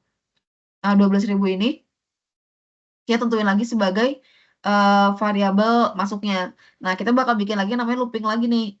Nah, looping di sini kita lihat kalau S3 nih dari sini kan, dari S3D1, terus kita gerak S33, gerak ke S2D3, terus gerak lagi yang ada beta-betanya pokoknya nih. S2D3, terus S22, terus ke sini, ke sini, ke sini gitu kan. Jadi gerakannya gini, gini, gini, gini, gini, gini. Nah, sama nih gerakannya dari positif. Gerak kan, jadi min beta negatif, loopingnya ke atas lagi positif. Ke kiri lagi negatif, ke atas positif, kiri negatif, turun lagi kan yang positif. Nah, betanya ambil lagi yang paling kecil, berarti kan ada 100, 50, 50, 100, 100 paling kecil kan 50. Makanya kalian nentuin betanya itu jadi 50. Maka beta ini 50, 100 dikurang 50, 50. 50 tambah 50, 100, 50 kurang 50, 0, 100 tambah 50, 150, 100 dikurang 50, 50. Nah, dari sini nanti bakal terbentuk yang namanya, ini baru lagi, apa ini, variabel basis yang baru lagi. Jadi, nanti dari si pet-pet atau si kotak-kotak basis ini bakal muncul yang baru lagi. Ini kalian hitung lagi kayak tadi, sama ini iterasi lagi. Jadi yang bikin susah ketika ujian besok tuh sebetulnya ngitung kayak gini ya, iterasinya agak capek karena cukup banyak untuk beberapa kasus, tapi ada juga yang iterasinya cuma sedikit. Ini kalian ngulang lagi untuk hitung X1-nya berapa, variabel basisnya gimana, terus solve lagi, terus ini variabel non basisnya hitung lagi. Nah, setelah itu ini untuk iterasi tadi ketika kita dapat nih, mana sih yang positif paling besar nih, ada nih ternyata 7.250 di X14 kan 3.000 sama 7.000, berarti kan paling besar 7.000. Jadi dia sebagai variabel masuk, habis itu bikin looping lagi. Nah, di sini kan bikin looping lagi nih, gerakan loopingnya dari S1D4 gerak ke S2. Ini turun nih S2D4, terus S2D3, terus ke S3D3, gerak lagi ke 31, terus gerak lagi ke 11, maka balik lagi. Nah, di sini kita lihat kan ini positif, negatif, positif, negatif, positif, negatif. Nah, diambil lagi nilai paling kecil, berarti kan 50. Nah, di situ kalian masukin lagi 50, berarti kan jadi 50, 100 min 50, 50, 100 tambah 50, 150, 50 dikurang 50, 0, ini 100, ini 0. Nanti kalian dapat lagi nih basis yang baru lagi, ini iterasi 4. Nah, ini juga sama cara kayak tadi, cari lagi variabel basisnya, terus cari lagi variabel non basisnya. Nah, hasil dari variabel non basisnya itu, nih udah dihitung ya, ternyata yang paling besar tuh di 4.250. Nah, kita bikin lagi looping lagi tuh. Kita gerak lagi bikin looping, iterasi lagi sama. Nanti kita dapat lagi nih yang baru kan. Ini yang terakhir nih. Nah, di sini kita lihat bahwa semua nilai dari hasil variabel non basisnya itu udah nggak ada yang positif atau negatif semua, dilihat ya negatif semua. Nah, di sini aku bilang kalau nilai variabel non basis sudah menjadi negatif dengan batasan terbesar itu di 0, sehingga solusi ini tuh udah solusi yang optimum atau optimal. Nah, kalau udah kayak gitu, kita bisa hitung si solusi akhirnya. Caranya sama. Z sama dengan hitung nih si yang ada kuning-kuningnya. Berarti kan X12 dikaliin sama si atasnya si C-nya ini. Ditambah X14 ini basisnya dikaliin sama yang atasnya. Terus X23 kaliin atasnya. X24 kaliin 4.000. Ditambah lagi X31 dikaliin 2250 sama X35 kaliin 0. Nah, nanti kalian hitung. Terus kalian bakal dapat bahwa solusi optimum dari si matriks ini atau si perhitungan northwest corner ini adalah 1.925.000. Nah, untuk yang selanjutnya ini bakal dijelasin sama Steph. Oke, mungkin aku share sendiri aja kali ya. Biar nggak ini. Boleh atau take control aja. Gimana tuh? Coba minta request gitu. Gini deh. Bisa nggak?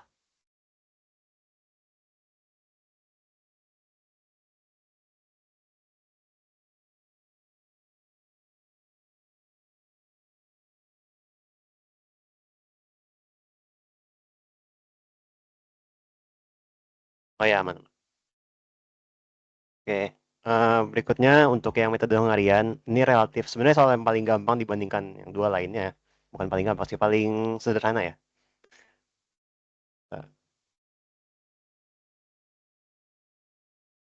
Nah, kita di soal tadi kan dikasih tahu bahwa kita mau nge-assign pilot untuk penerbangan. Gitu. Jadi ada 5 pilihan pilot sama 5 pilihan penerbangan. Nah, tapi dikasih tahu bahwa di si pilot keempat, si pilot ketiga itu dia nggak bisa desain ke penerbang satu, sama si pilot keempat tuh nggak bisa desain sampai ke penerbangan yang kelima. Nah, makanya kita bisa mengakali itu dengan memperbesar si cost-nya gitu.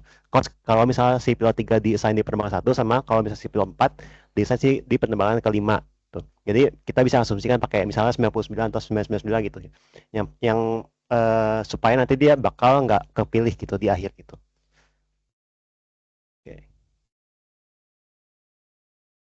Nah, langkah pertamanya ini yang biasa ya. Jadi kalau kalian nanti PPT Probunda itu, kita mengurangkan setiap elemen baris dengan nilai minimum pada masing-masing barisnya. Jadi kalau misalnya nih di baris pertama, kolom pertama itu kita lihat di sini nilai 4 nih.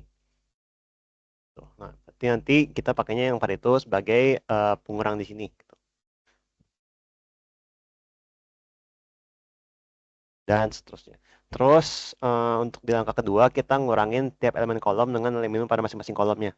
Jadi misal di kolom pertama ini dia minimumnya di yang 2 kalau yang bukan 0 yang gitu. Nah, nanti jadi kita minus 2 di sini. Jadi yang kalau yang 0 itu nggak itu ya, nggak kehitung sebagai nilai minimumnya. Saat di sini kan di baris pertama. Jadi kita pakainya yang 4 ini gitu.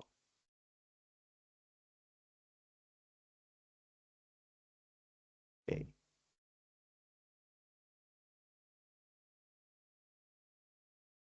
Nah, setelah itu kita lakukan penugasan pada setiap baris dan kolom dengan milih nilai 0. Jadi kalau misalnya kita punya ini, kita identifikasi nih nilai 0-nya di mana pada setiap baris dan kolomnya. Kalau misalnya ada 2, berarti kita harus bisa pilih salah satu gitu. Misalnya yang di baris ketiga ini dia kan ada 2 tuh, ada di kolom 2 sama kolom 3. Nah, kita harus pilih salah satu dulu. Kalau misalnya di sini aku asumsiin aja gitu, kalau penugasan terpilih itu disesuaikan dengan indeks baris dan kolom dimulai dari yang terkecil gitu.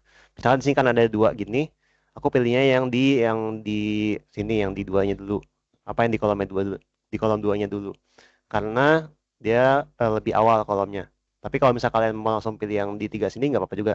Tapi di akhir intinya kalian harus ngecek lagi apakah si pilihan itu membuat semua semua pilot ini bisa dapat penugasan. Kalau misalnya enggak, mungkin kalian harus kotak-katik lagi tuh pilihannya. Jadi misalnya ini kan awalnya di yang 2 ini. Nah, coba kalau misalnya digeser ke yang 3, yang kalian pilih itu, bisa nggak tuh semua pilotnya dapat penugasan di rute yang berbeda itu.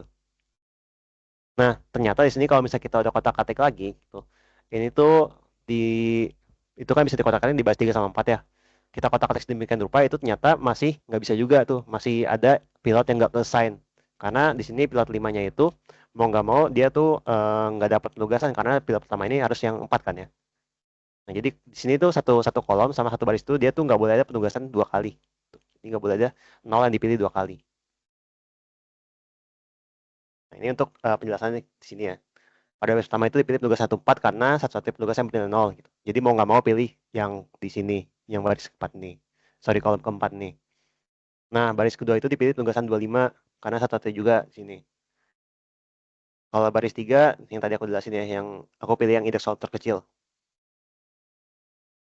Terus di baris 5 itu, nah tadi ya, yang karena nggak ada penugasan dapat dipilih, karena yang si kolom 4-nya itu dipilih di si pilot pertama. dan seterusnya. Nah, maka kita bisa menyimpulkan bahwa di sini itu ternyata penugasan ini kita belum optimal. Nah, kalau kayak gini gimana? Kalau kayak gini kita harus lakukan penggarisan. Nah, di bagian berikutnya ya. Nah, cara penggarisannya ini sebenarnya ada beberapa cara ya. Ini aku pakai salah satu aja yang aku biasa pakai. Yang pertama itu kita nandai barisnya dulu yang nggak punya penugasan terpilih. Jadi yang kita nggak ada nol yang kita kurungin kayak gini, itu kita tandai.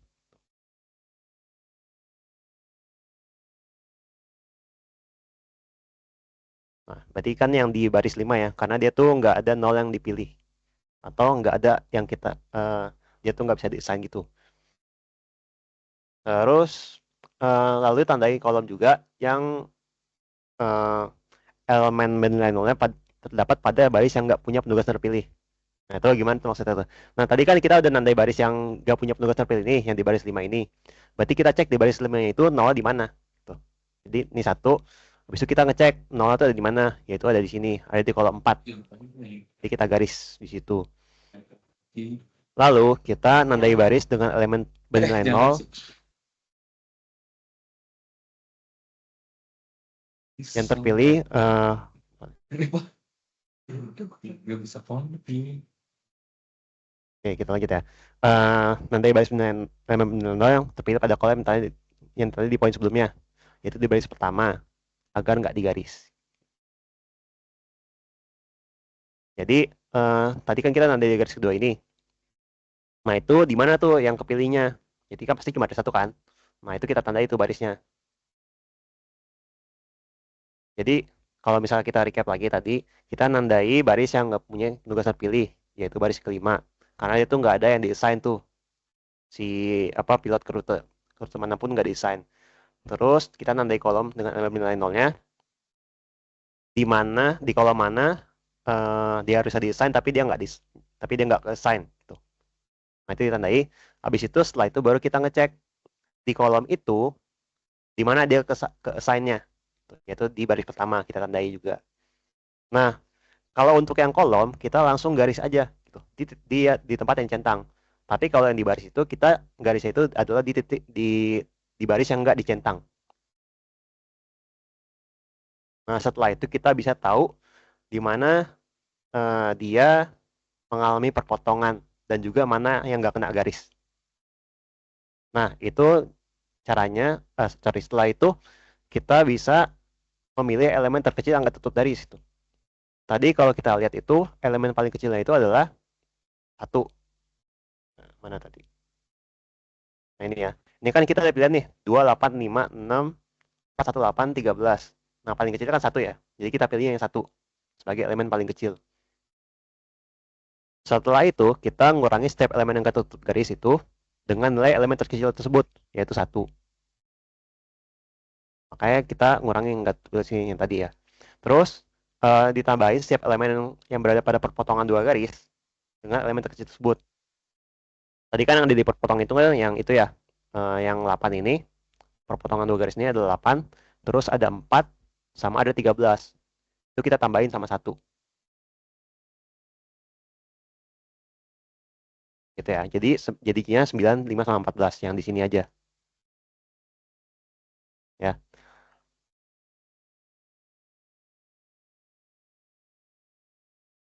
Berikutnya kita ngelakuin penugasan ulang pada setiap baris dan juga kolom dengan memilih nilai yang 0.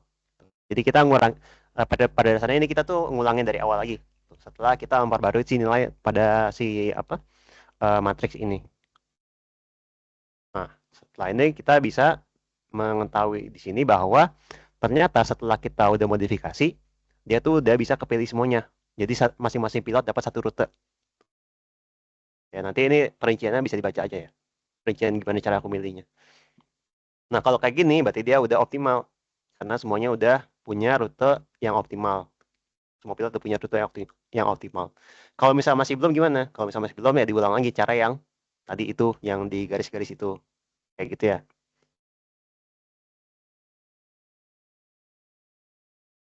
Nah, setelah itu kita bikin kesimpulan di sini. Tadi si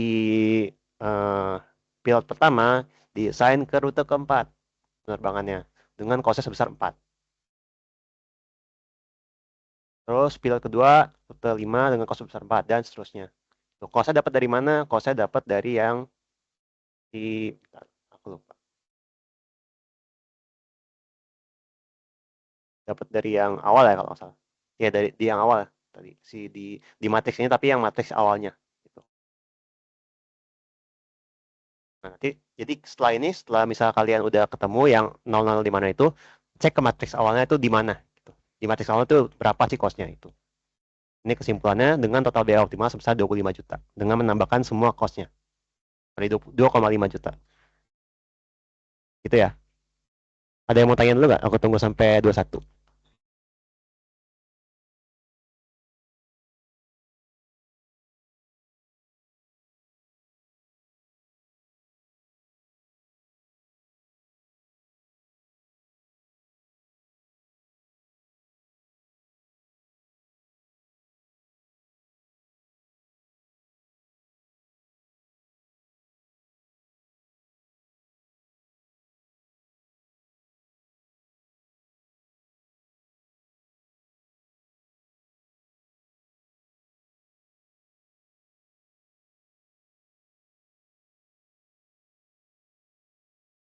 Oke, boleh lanjut.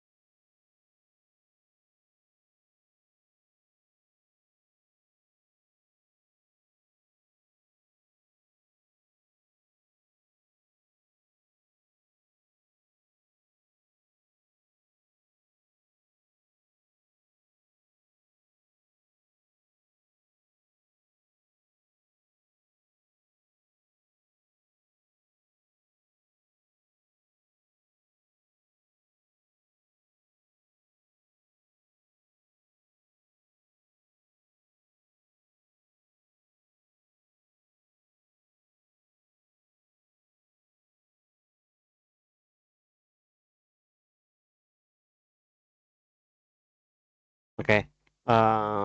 Lanjut.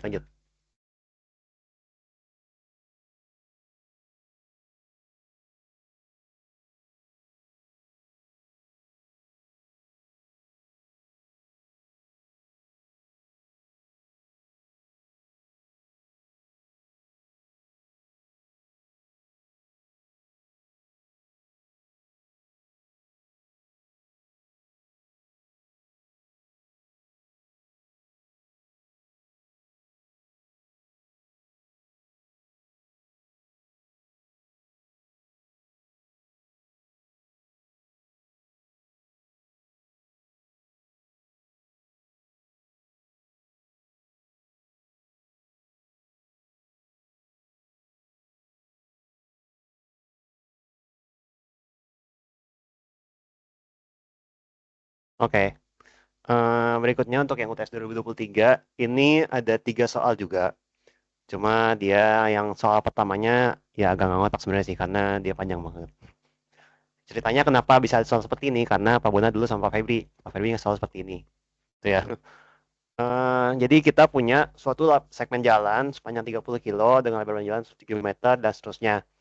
Kita disuruh ngitung berapa tebal lapisan yang efektif gitu. Dengan dikasih tahu bahwa datanya itu dia akan melayani 350.000 lintas ekuivalen sumbu standar atau ESAL selama 5 tahun. 5 tahun itu sebenarnya nggak penting sih. Terus indeks tebal perkesanan atau ITP-nya itu 10 dengan formulanya sebagai berikut. ABC itu koefisien kekuatan relatif. Terus kita diketahui ada 3 jenis bahan.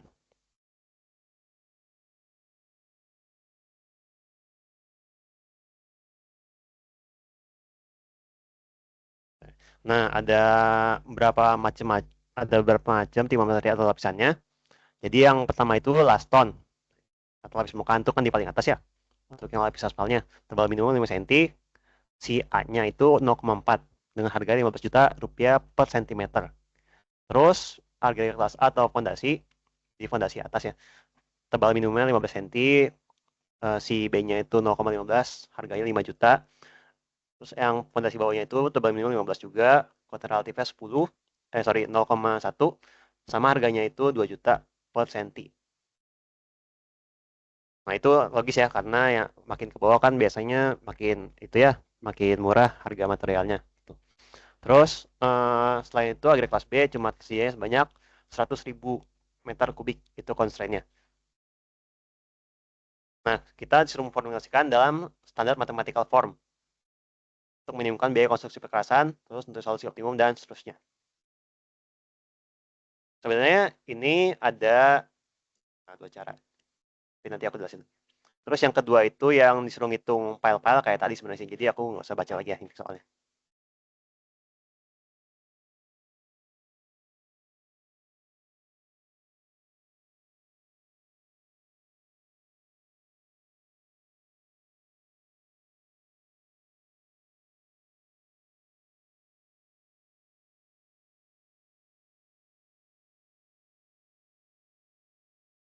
Sorry, berikutnya foto kontraktor punya 3 proyek, jadi ini sama aja kayak yang tadi sebenarnya, ini Hungarian ya, tapi beda kasusnya aja.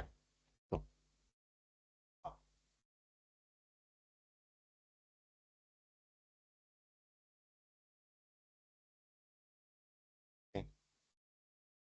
Berikutnya kita disuruh menghitung total remunerasi untuk ke-6 orang tersebut setiap bulan yang optimum.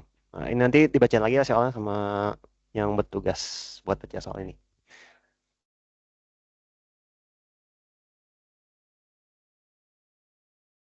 Oke. Yang pertama kita metode simplex.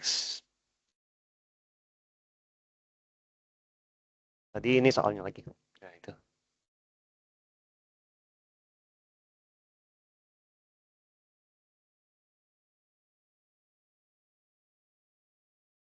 Nah, ketika kita bertemu dengan soal, kita tentunya harus identifikasi dulu dia permasalahan seperti apa. Nah, ini kita bisa gambarkan ulang ya. Seperti ini kalau mau digambarkan ulang kalau sempat. Tapi kalau nggak sempat ya nggak usah. Jadi panjang jalannya kan 30 kilo. Kita konversi ke dalam meter. Jadi 30.000 meter. Terus lebar badan jalannya si L-nya itu 7 meter.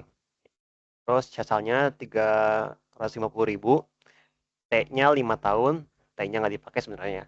Terus ini rumus ITP-nya. Jadi bersama nanti untuk dimasukkan ke dalam salah satu constraint-nya. Terus ini data lainnya, data masing-masing lapisnya ya. Dikumpulin aja untuk per lapisnya seperti apa. Dan ini constraint berikutnya, agregat kelas B cuma 100.000 meter kubik. Setidaknya.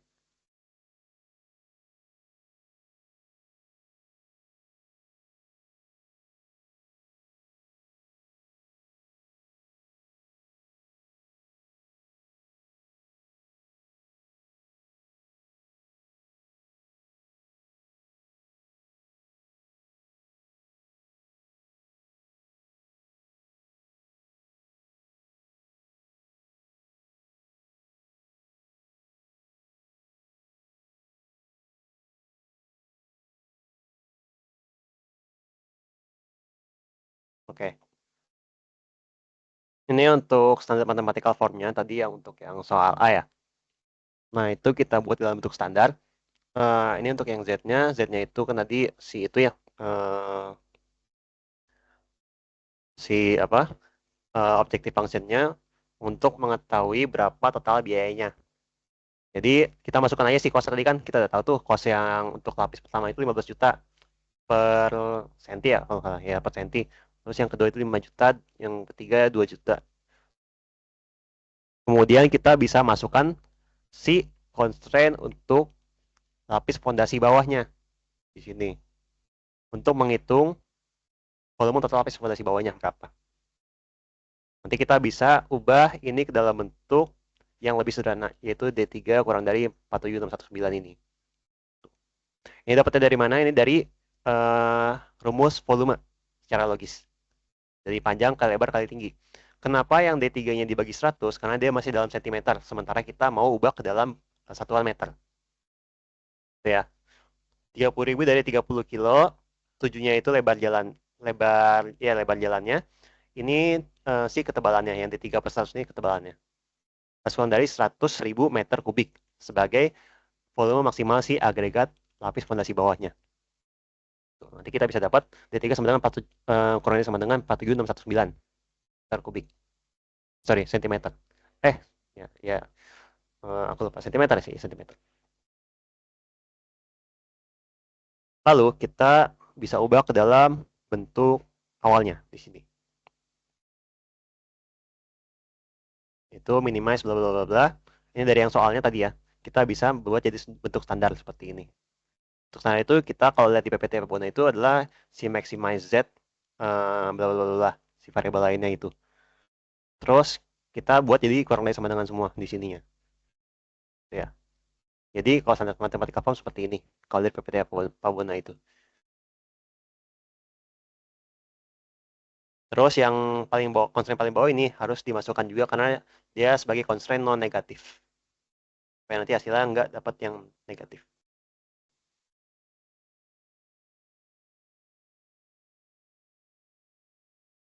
Nah, berikutnya ini cara yang pertama ya. Kalau misalnya kalian sebagai mahasiswa yang naif, langsung mau ngerjain aja. Nah, ini caranya. Seperti ini. Jadi misal D1 jadi X1, D2 jadi X2, D3 jadi X3. Terus B itu Z. Nah, kita langsung ubah aja. Tadi ini kan kita bisa identifikasi sebagai simplex dua fase. Kayak gimana kita tahu bahwa itu simplex dua fase? Kalau nggak salah, simplex dua fase itu terjadi ketika pada saat kita ubah si bentuk pertidaksamaannya jadi kecil sama dengan seperti ini, dia tuh sisi kanan masih negatif. Jadi konstantanya masih negatif. Ketika kita ubah, ini tandanya menjadi kecil sama dengan. Jadi kalau misalnya ada yang negatif ini, ketika kita ubah tandanya, artinya kita perlu pasang simplex dua fase. Atau kalau misalnya di awal udah diketahui bahwa ada constraint yang ada sama dengan ya, kayak gini, sama dengan aja gitu. Nah itu berarti auto dua fase itu, kayak gitu ya.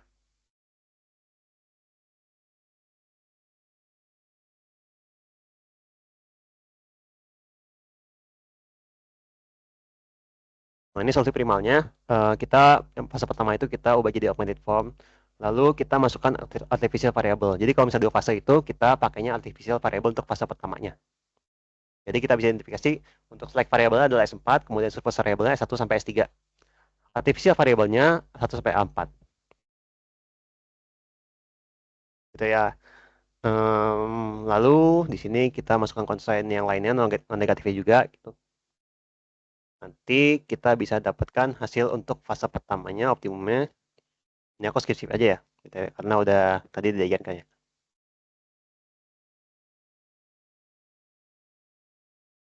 Ini iterasi pertama, ya lanjut lagi, iterasi kedua, iterasi ketiga, iterasi keempat. Nah, maka ini agak panjang ya kalau untuk dikerjakan selama 3 jam.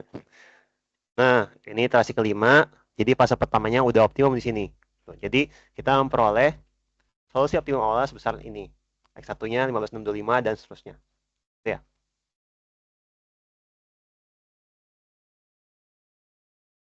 Lanjut ke fase kedua. Di sini kita masukkan fungsi objektif yang barunya yang bukan artifisial ya. Jadi kan masih kita optimasi yang si artificial variabelnya. Nah, di sini kita optimasi yang fungsi objektif yang aslinya. Yang udah dipakein slack satu sama surplus variable. Ini sama aja caranya seperti simplex pada umumnya. Lihat aja ya. Kelewatan.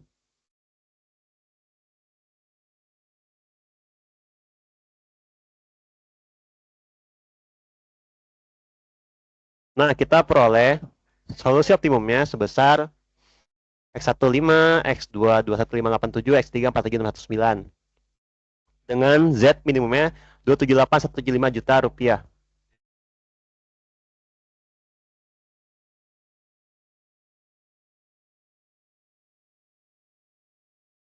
Oke. Nah, itu cara kalau misalnya kita sebagai mahasiswa yang naif ya. Tapi sebenarnya ada cara lebih gampang, yaitu dengan cara mengeliminasi constraint yang inaktif. Tuh, jadi kalau kita tahu di PPT si Pak Buna itu dia tuh ada constraint yang aktif sama yang nggak aktif. Gimana cara kita identifikasinya nanti ada di bagian berikutnya. Nah, kita di sini bikin dual formnya dulu. Ini kan tadi di soal yang nomor poin berapa lah, aku lupa itulah. Kita disuruh bikin dual formnya. Nah, ini caranya ya prosedural aja sih. Jadi tinggal ikutin si ininya, bentuk-bentuk yang udah di yang udah dikasih di PPT Pak Buna itu. Nanti kita bisa ekstrak tuh si variabel-variabelnya ini atau koefisien-koefisiennya ini ke dalam matriks dan konstantanya juga ya. Yang A ini adalah yang sisi kirinya, B itu sisi kanannya, C itu adalah si koefisien yang fungsi objektifnya. Lalu kemudian kita transpose semuanya itu, nanti kita bisa dapat dual formnya. Nah, itu jadi kita mengubah fungsi jadi seperti ini. Nanti dapatnya seperti ini. Untuk spesifiknya nanti kalian bisa cek juga di PPT ini ya, untuk dibaca-baca. Nah, ini kan ada syarat seperti ini ya. Nah, itu untuk memudahkan perhitungan berikutnya, kita asumsiin aja bahwa Y5 itu bisa sama dengan 0. Gitu. Supaya kita nggak terlalu ribet.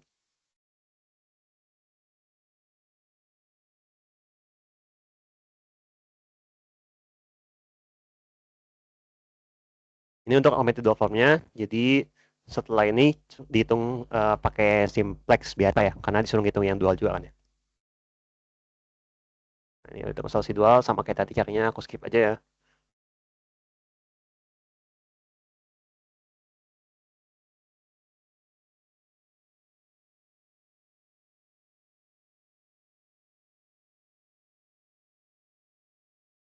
Nah, 6 kali iterasi, mabokan ya, kalau misalnya kita ngitung sebanyak itu. Tapi ya udah lah ya. Nah, ini solusi dualnya terbukti bahwa sama dengan solusi primal. Jadi ya berarti ini benar jawabannya ya. Nah, di sini kita bisa memperoleh unit worth of resources-nya karena dia kan diminta juga ya. Jadi kita di sini yang Y1 sampai Y5 itu sebagai unit worth of resources-nya atau shadow prices-nya. Sementara yang di sini opportunity cost-nya adalah yang S1 sampai S3 bintang yang 0 ini. Nah, di sini artinya bahwa constraint kedua dan ketiga di primal sebenarnya merupakan inactive constraint tadi kayak aku bilang itu. Nah, di sini kan karena dia tuh sebesar 0 di sini. Berarti artinya kalau misalnya ada terjadi perubahan si variabel itu ternyata tidak mengubah solusi optimalnya di hasilnya. Jadi sebenarnya dia tuh nggak berpengaruh pada penentuan solusi optimalnya. Nah, maka sebenarnya perhitungan solusi primal tadi itu nggak berlangsung dengan efektif. Dalam kasus ini berarti sebaiknya bagian dualnya itu dihitung terlebih dulu sebelum yang ngitung bagian primalnya. Supaya inactive constraint-nya dapat dieliminasi. Aku bilang, sebenarnya kalau misalnya kalian pintar, kalian ngitung yang dualnya dulu, baru yang primal. Tuh, supaya nanti bisa dieliminasi.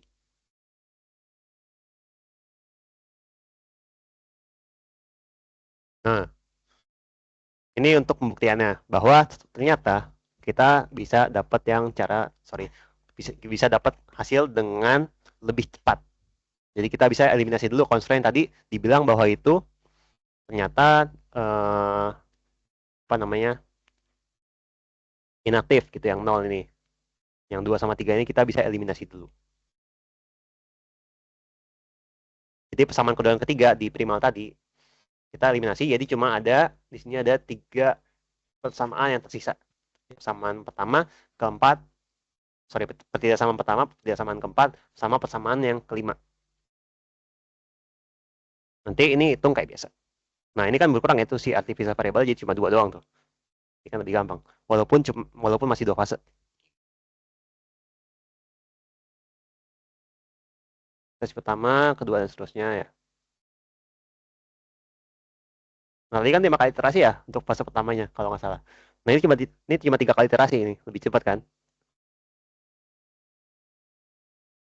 Nah, ini yang fase keduanya kita berapa kali iterasi. Nah, cuma 3 kali juga. Berarti dengan 6 kali iterasi kita bisa dapat solusi optimalnya. Jadi lebih cepat kan. Hasilnya benar. Walaupun kita udah mengeliminasi 2 constraint yang tadi, yang constraint kedua sama ketiga. Artinya ini cara pintar. Begitu. Oke, silakan dilanjutkan. Oke, jadi aku bakal jelasin lagi yang soal nomor 2 tadi, yang metode multiplier. Jadi di sini soalnya tadi sama ya persis, tapi dia beda di matriksnya aja. Jadi di sini itu matriksnya 3. Tadi kan kalau di matriks sebelumnya itu dia 4 ya, 4 matriks. Ini cuma 3 kali 3. Nah, ini juga sama. Untuk caranya, kalian perhatiin dulu, kita bakal identifikasi terkait soalnya terlebih dahulu. Untuk pertanyaan ABCD-nya pun sama persis. Nah, di sini kita kayak tadi, identifikasi untuk matriks biayanya, dan matriks jarak, kita kaliin juga sama. Kaliin matriks biaya dikali matriks jarak, di mana nanti kita bakal dapat matriks biaya per file. Nah, di sini kan untuk modal awal kita bikin tadi Northwest-nya kan, si Northwest-nya. Terus di sini kita lihat bahwa supply sama demand yang dikasih itu ada sebagai berikut. Nah, di sini untuk pertama kita bikin model matematiknya, itu pertama kita seperti biasa mengasumsikan bahwa di sini aku bikinnya B itu adalah biaya, terus si D ini adalah jarak, X-nya supply yang diberikan. Nah, di sini untuk tabel transportasinya itu adalah ini tabel hasil dari perhitungan biaya matriks tadi yang sebelumnya. Nah, biaya matriks yang sebelumnya mana? Ini. Nah, ini yang sebelumnya ini 5.500 dan sebagainya. Terus kanannya nanti kita tambahin si supply dari ini, angka-angka ini, supply dan demand. Jadi di sini setelah kita tambahkan, kita buat nih tabel transportasi seperti ini. Kita minimize lagi nih untuk si Z-nya, bahwa dia itu dari I1 sampai dengan 3. Tadi untuk si S1 ini dibatasi 160 supply-nya. Terus dia kan berarti penjumlahan dari X11 tambah X12 tambah X13. Sedangkan untuk yang demand dibatasi di 100, itu dengan penjumlahan si 5.500, 9.000, 3.000, dan juga 3.000. Terus juga ada batasannya bahwa S1, S2, S3, D1, D2, D3, dan XIJ itu lebih dari sama dengan 0. Nah, di sini kemudian kita bakal kayak tadi lagi, kita lihat lagi untuk northwest corner-nya itu, kita perlu lihat bahwa si vertikal horizontal ini persis banget kayak yang tadi. Caranya lihat yang paling kecil di sini kan, berarti 100 sama 160 paling kecil 100 untuk demand dan supply, maka kita pakai 100. 100 kurang 100, 0, 160 dikurang 160. Nah, habis dari vertikal kita gerak ke horizontal, berarti kan ke kanan. Ini 60 sama 150, berarti lebih kecil 60. Kita pakai, makanya 150 dikurang 60 itu 90. Kita gerak lagi nih, habis horizontal kita ke vertikal turun. Ini 90 kan, karena 90 dan 170 lebih kecil 90. Habis vertikal, gerak lagi kita bakal ke horizontal. Bentar, mana ya? Nah, ini gerak lagi horizontal, ini pakainya 80. Sisanya 70 sama 180. Kita kan habis horizontal, sekarang kita bakal vertikal nih. Vertikal lagi, berarti kan lebih kecil 70. Sisanya 110. Nah, ini kita habisin lagi nih, kita habisin lagi sampai si vertikal horizontalnya ini sama dengan 00 semua. Nah, 110 ini sama kayak tadi, dia itu selisih dari total demand dan juga total supply. Nah, di sini kita udah dapat sih tabel transportasi yang full lah ibaratnya ya, udah sama basisnya. Variabel basis tadi kan seperti yang udah dijelasin sebelumnya, bahwa dia itu adalah sesuatu yang bakal dibikin jadi 0. Nah, dari hasil yang tadi nih, variabel basis ini nih, yang ada angka-angkanya ini, kita kali ini antara si 100 kaliin sama si C-nya. 60 kali 4.000 dijumlah-jumlahin terus, maka hasilnya adalah Z 2.650.000 untuk solusi yang awal. Nah, part yang paling menyebalkannya adalah kita perlu menghitung terkait solusi optimum ini. Cuma di sini tuh iterasinya nggak begitu banyak kayak yang 2024 tadi. Nah, di sini tadi kan ini XIJ rumusnya itu UI ditambah VJ ya. Tadi kayaknya di 2024 aku bikinnya UI tambah VI, itu salah ya. Aku salah nulis, harusnya UI ditambah VJ. Jadi, tapi sama aja angkanya udah bener ya. Jadi, X11 sama dengan U1 tambah V1, XIJ kan, XIJ, X12 sama dengan U1 ditambah V2. Ini sama persis, kalian cari lagi variabel basis dari angka-angka ini nih. 11, 12, terus ini 22, ini 23. Angkanya berapa? Selanjutnya nanti kalian bakal cari yang namanya si hasil dari di solve nih kan. Kalau di bagian ini, kita nge-solve bahwa U1 ini mutlak di angka 0. Nah, terus setelah itu kita bakal dapat V1-nya 5.500, V2-nya 4.000, V3-nya min 1.000, dan sebagainya. Selanjutnya nanti kita bakal masukin angka-angka ini ke variabel non-basis yang tadi udah dijelasin. Nah, setelah itu kita bakal cari nilai positif terbesar nih. Di sini positif terbesar kan 11.500. Di sini. Nah, habis itu kita tetapin dia sebagai variabel masuk untuk bikin yang namanya closed loop. Closed loop kayak tadi lagi. Nah, di sini kita bikin juga nih closed loopnya nih. Karena closed loopnya dari S31, S33, 23, terus si 23, terus 22, 12, sama si 11. Gerakannya sama beta, terus negatif beta, plus beta, negatif, jadi positif, negatif, kayak gitu terus. Nah, di sini kita lihat nih, berapa yang paling kecil? 70, 80, 90, 60. Nah, sebenarnya kan di sini 60 ya. Tapi di sini kita pakai 70 biar ada yang hasilnya 0. Sebenarnya itu kita ambil close path yang paling rendah. Di sini kita pakainya si beta 70. Nah, di sini hasilnya berikut bakal dapat si nilai akhir dari setelah betanya dikurangin. Nah, berarti kan setelah itu kita dapat lagi variabel basis yang baru lagi nih. Kita hitung lagi sama variabel basisnya gimana, non basisnya gimana. Terus dapat lagi angkanya, kita iterasi kedua. Nah, nanti setelah itu kita bakal dapat nilai positif terbesar lagi nih. Di sini kita dapatnya 8.500. Berarti kan dia bakal jadi variabel masuk lagi karena dia yang paling besar di antara 2.500 sama 8.500. Kita bikin lagi close loop lagi. Nah, setelah kita bikin close loop lagi, nanti kita bikin beta lagi sama persis sama banget. Kita bikin lagi beta tadi nih, mulai dari gerak dari 8.500, terus gerak kedua akan 24, gerak kedua 2, 12, 11, 31, sama 34. Kita ambil lagi betanya juga yang paling kecil. Selanjutnya kita hitung lagi nih, ini iterasi ketiga. Cuma bedanya yang di materi sekarang ini, tabel transportasi itu nggak ada dummy kayak tadi. Dummy yang hasil sampai 0, jadi bingung gitu. Di sini tuh cukup clear, hasil pinggir-pinggirnya itu nggak akan ngebuat 0 kayak gitu. Nah, di sini sampai iterasi 3 tuh kan dia terakhir tuh 2.500 nih. Yang positif terbesarnya kita masih hitung lagi untuk jadi close loop. Nah, setelah itu kita hitung lagi untuk bikin close loop yang mana sih? Berarti kan dari sini, gerak ke sini, turun ke sini, terus ke sini, balik lagi loopingnya. Ambil beta terkecil lagi, beta terkecilnya kan 10. Terus bakal jadi lagi yang ini baru lagi nih, si basis yang baru. Nah, kita lihat lagi nih, setelah kita hitung, ternyata si non basis ini udah nggak ada yang positif nih. Harusnya dia bakal jadi si nih, bakal jadi si solusi optimumnya karena kita udah lihat bahwa hasil dari variabel non basisnya ini udah negatif semua, maka kita udah bisa sebut bahwa dia adalah nilai yang optimum. Nah, selanjutnya setelah itu kita bakal ngitung yang namanya nilai terakhirnya itu.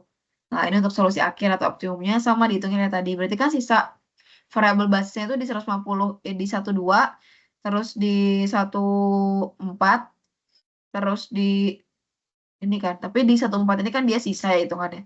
Untuk yang di core ini kan dia cuma di bagian 1, 2, 23, sama 31. Terus kita hitung, maka kita dapat solusi akhirnya itu 1.650. Ini benar-benar persis banget kayak yang tadi. Ini selanjutnya untuk bagian yang Hungarian. Selanjutnya buat metode yang Hungarian, boleh di next. Bentar.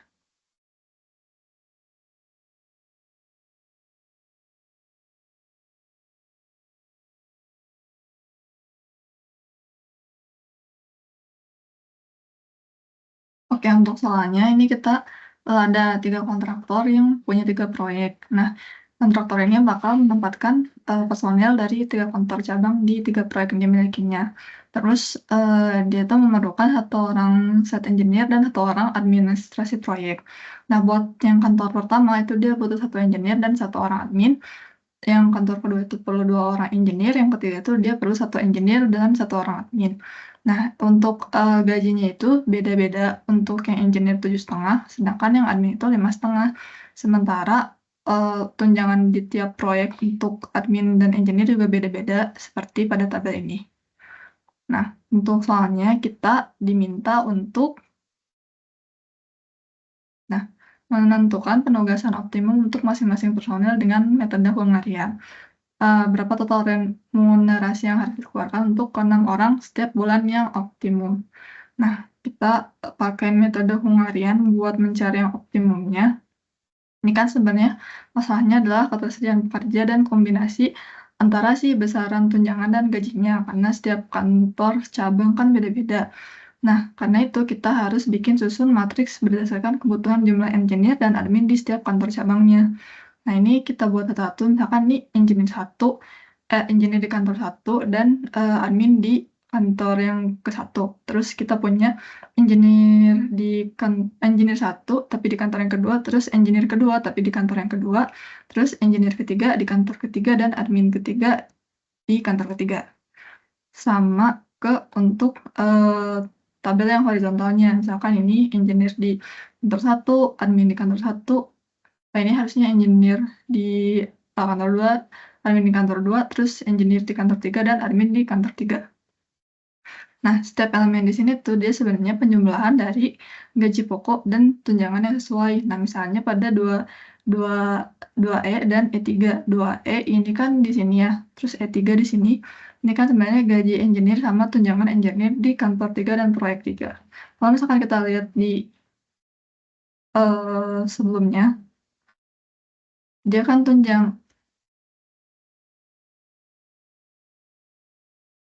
Nah, dia kan engineer kantor 3 ini tunjangannya 3 ditambah dengan 7,5.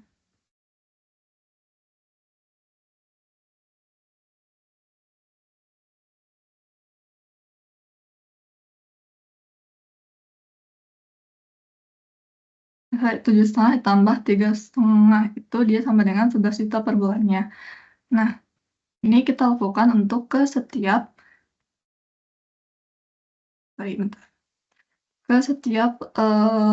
halnya ini sesuai dengan tunjangan sama gaji admin atau si engineer-nya di tiap kantor yang berbeda-beda itu.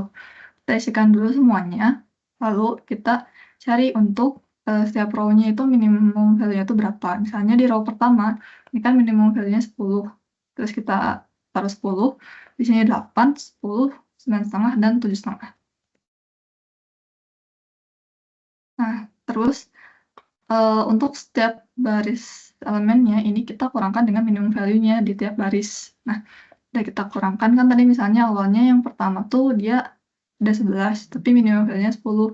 Kurangin berarti kan jadi 1, 0, 1,5, 0,5, 2, sama 1. Dan seterusnya seperti ke bawahnya ini. Ini kan 1, 0, 1,5, 0,5, 2, 1. Nah, hal yang sama juga kita lakukan ke baris yang lainnya. Habis kita mencari minimum value per row-nya, kita cari lagi untuk minimum value dari kolomnya. Di sini kita dapat 1, 0, 1, 0, 1, 0. Nah, habis itu kita kurangkan juga minimum value-nya. Nah, kita dapatlah ternyata ini 0, 0, 0 semuanya.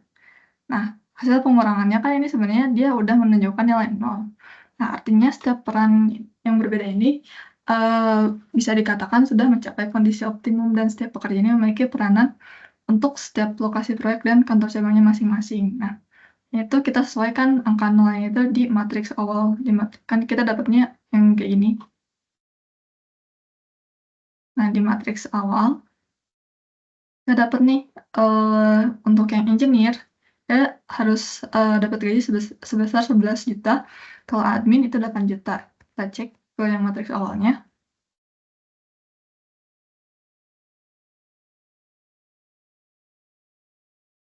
Nah, ini ternyata 11 juta untuk di kantor yang pertama.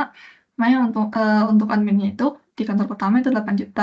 Untuk yang di kantor yang kedua tuh dia dapatnya 11 sama 10, 10,5 sama 7,5. Coba kita cek ke 11, 10.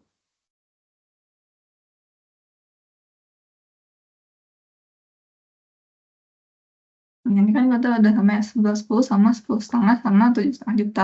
Maka untuk total biayanya yang harus dikeluarkan untuk ketiga kantor cabang itu ya berarti kita jumlahkan saja untuk gaji setiap pekerjanya dan didapatkan untuk gajinya itu perlu 58 juta per bulannya. Sehingga untuk remunerasi yang perlu dikeluarkan itu yang paling optimum adalah sebesar 58 juta. Kalau misalkan ternyata kalian nggak nol, belum sampai nol dan misalnya setiap baris kolomnya itu misalnya ada yang bertabrakan atau belum ada yang nol, itu kalian bisa ulangi lagi iterasinya per baris dan per kolom itu seperti di soal yang 2024.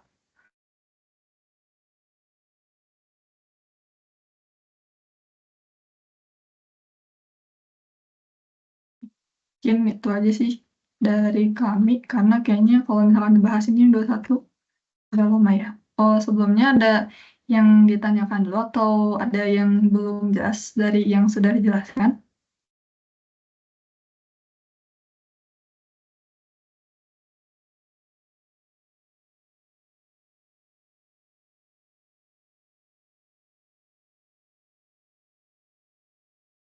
Sama nanti untuk si materinya ini bakal kita share di Google Classroom ya. Jadi mungkin kalian bisa join, bentar nih gue coba share GCR-nya ya.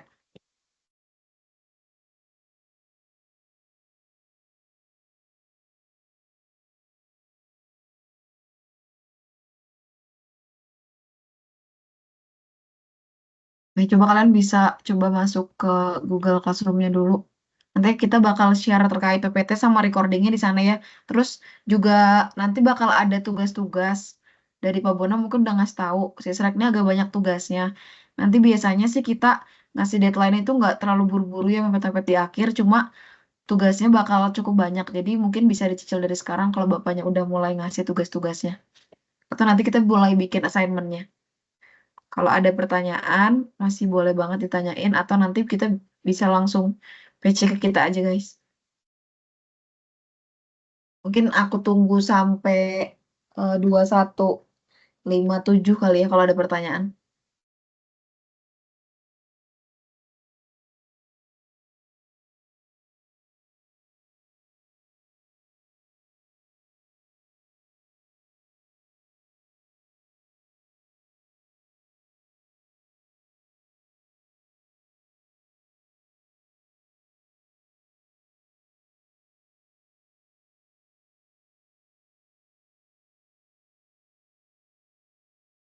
Kayaknya nggak ada pertanyaan lagi ya. Nanti kalau ada pertanyaan boleh banget tanya ke kita aja. Terus dicoba lagi di rumah dulu buat latihan-latihan dulu karena biasanya ini tuh bakal gak kejar gitu buat waktu 3 jam. Jadi banyak-banyak latihan atau minimal kalian tahu mana yang kalian paling bisa buat dikerjain dulu. Jadi kita paling segitu dulu aja guys. Kita ngucapin makasih banyak udah hadir ya. Thank you guys. Thank you semuanya.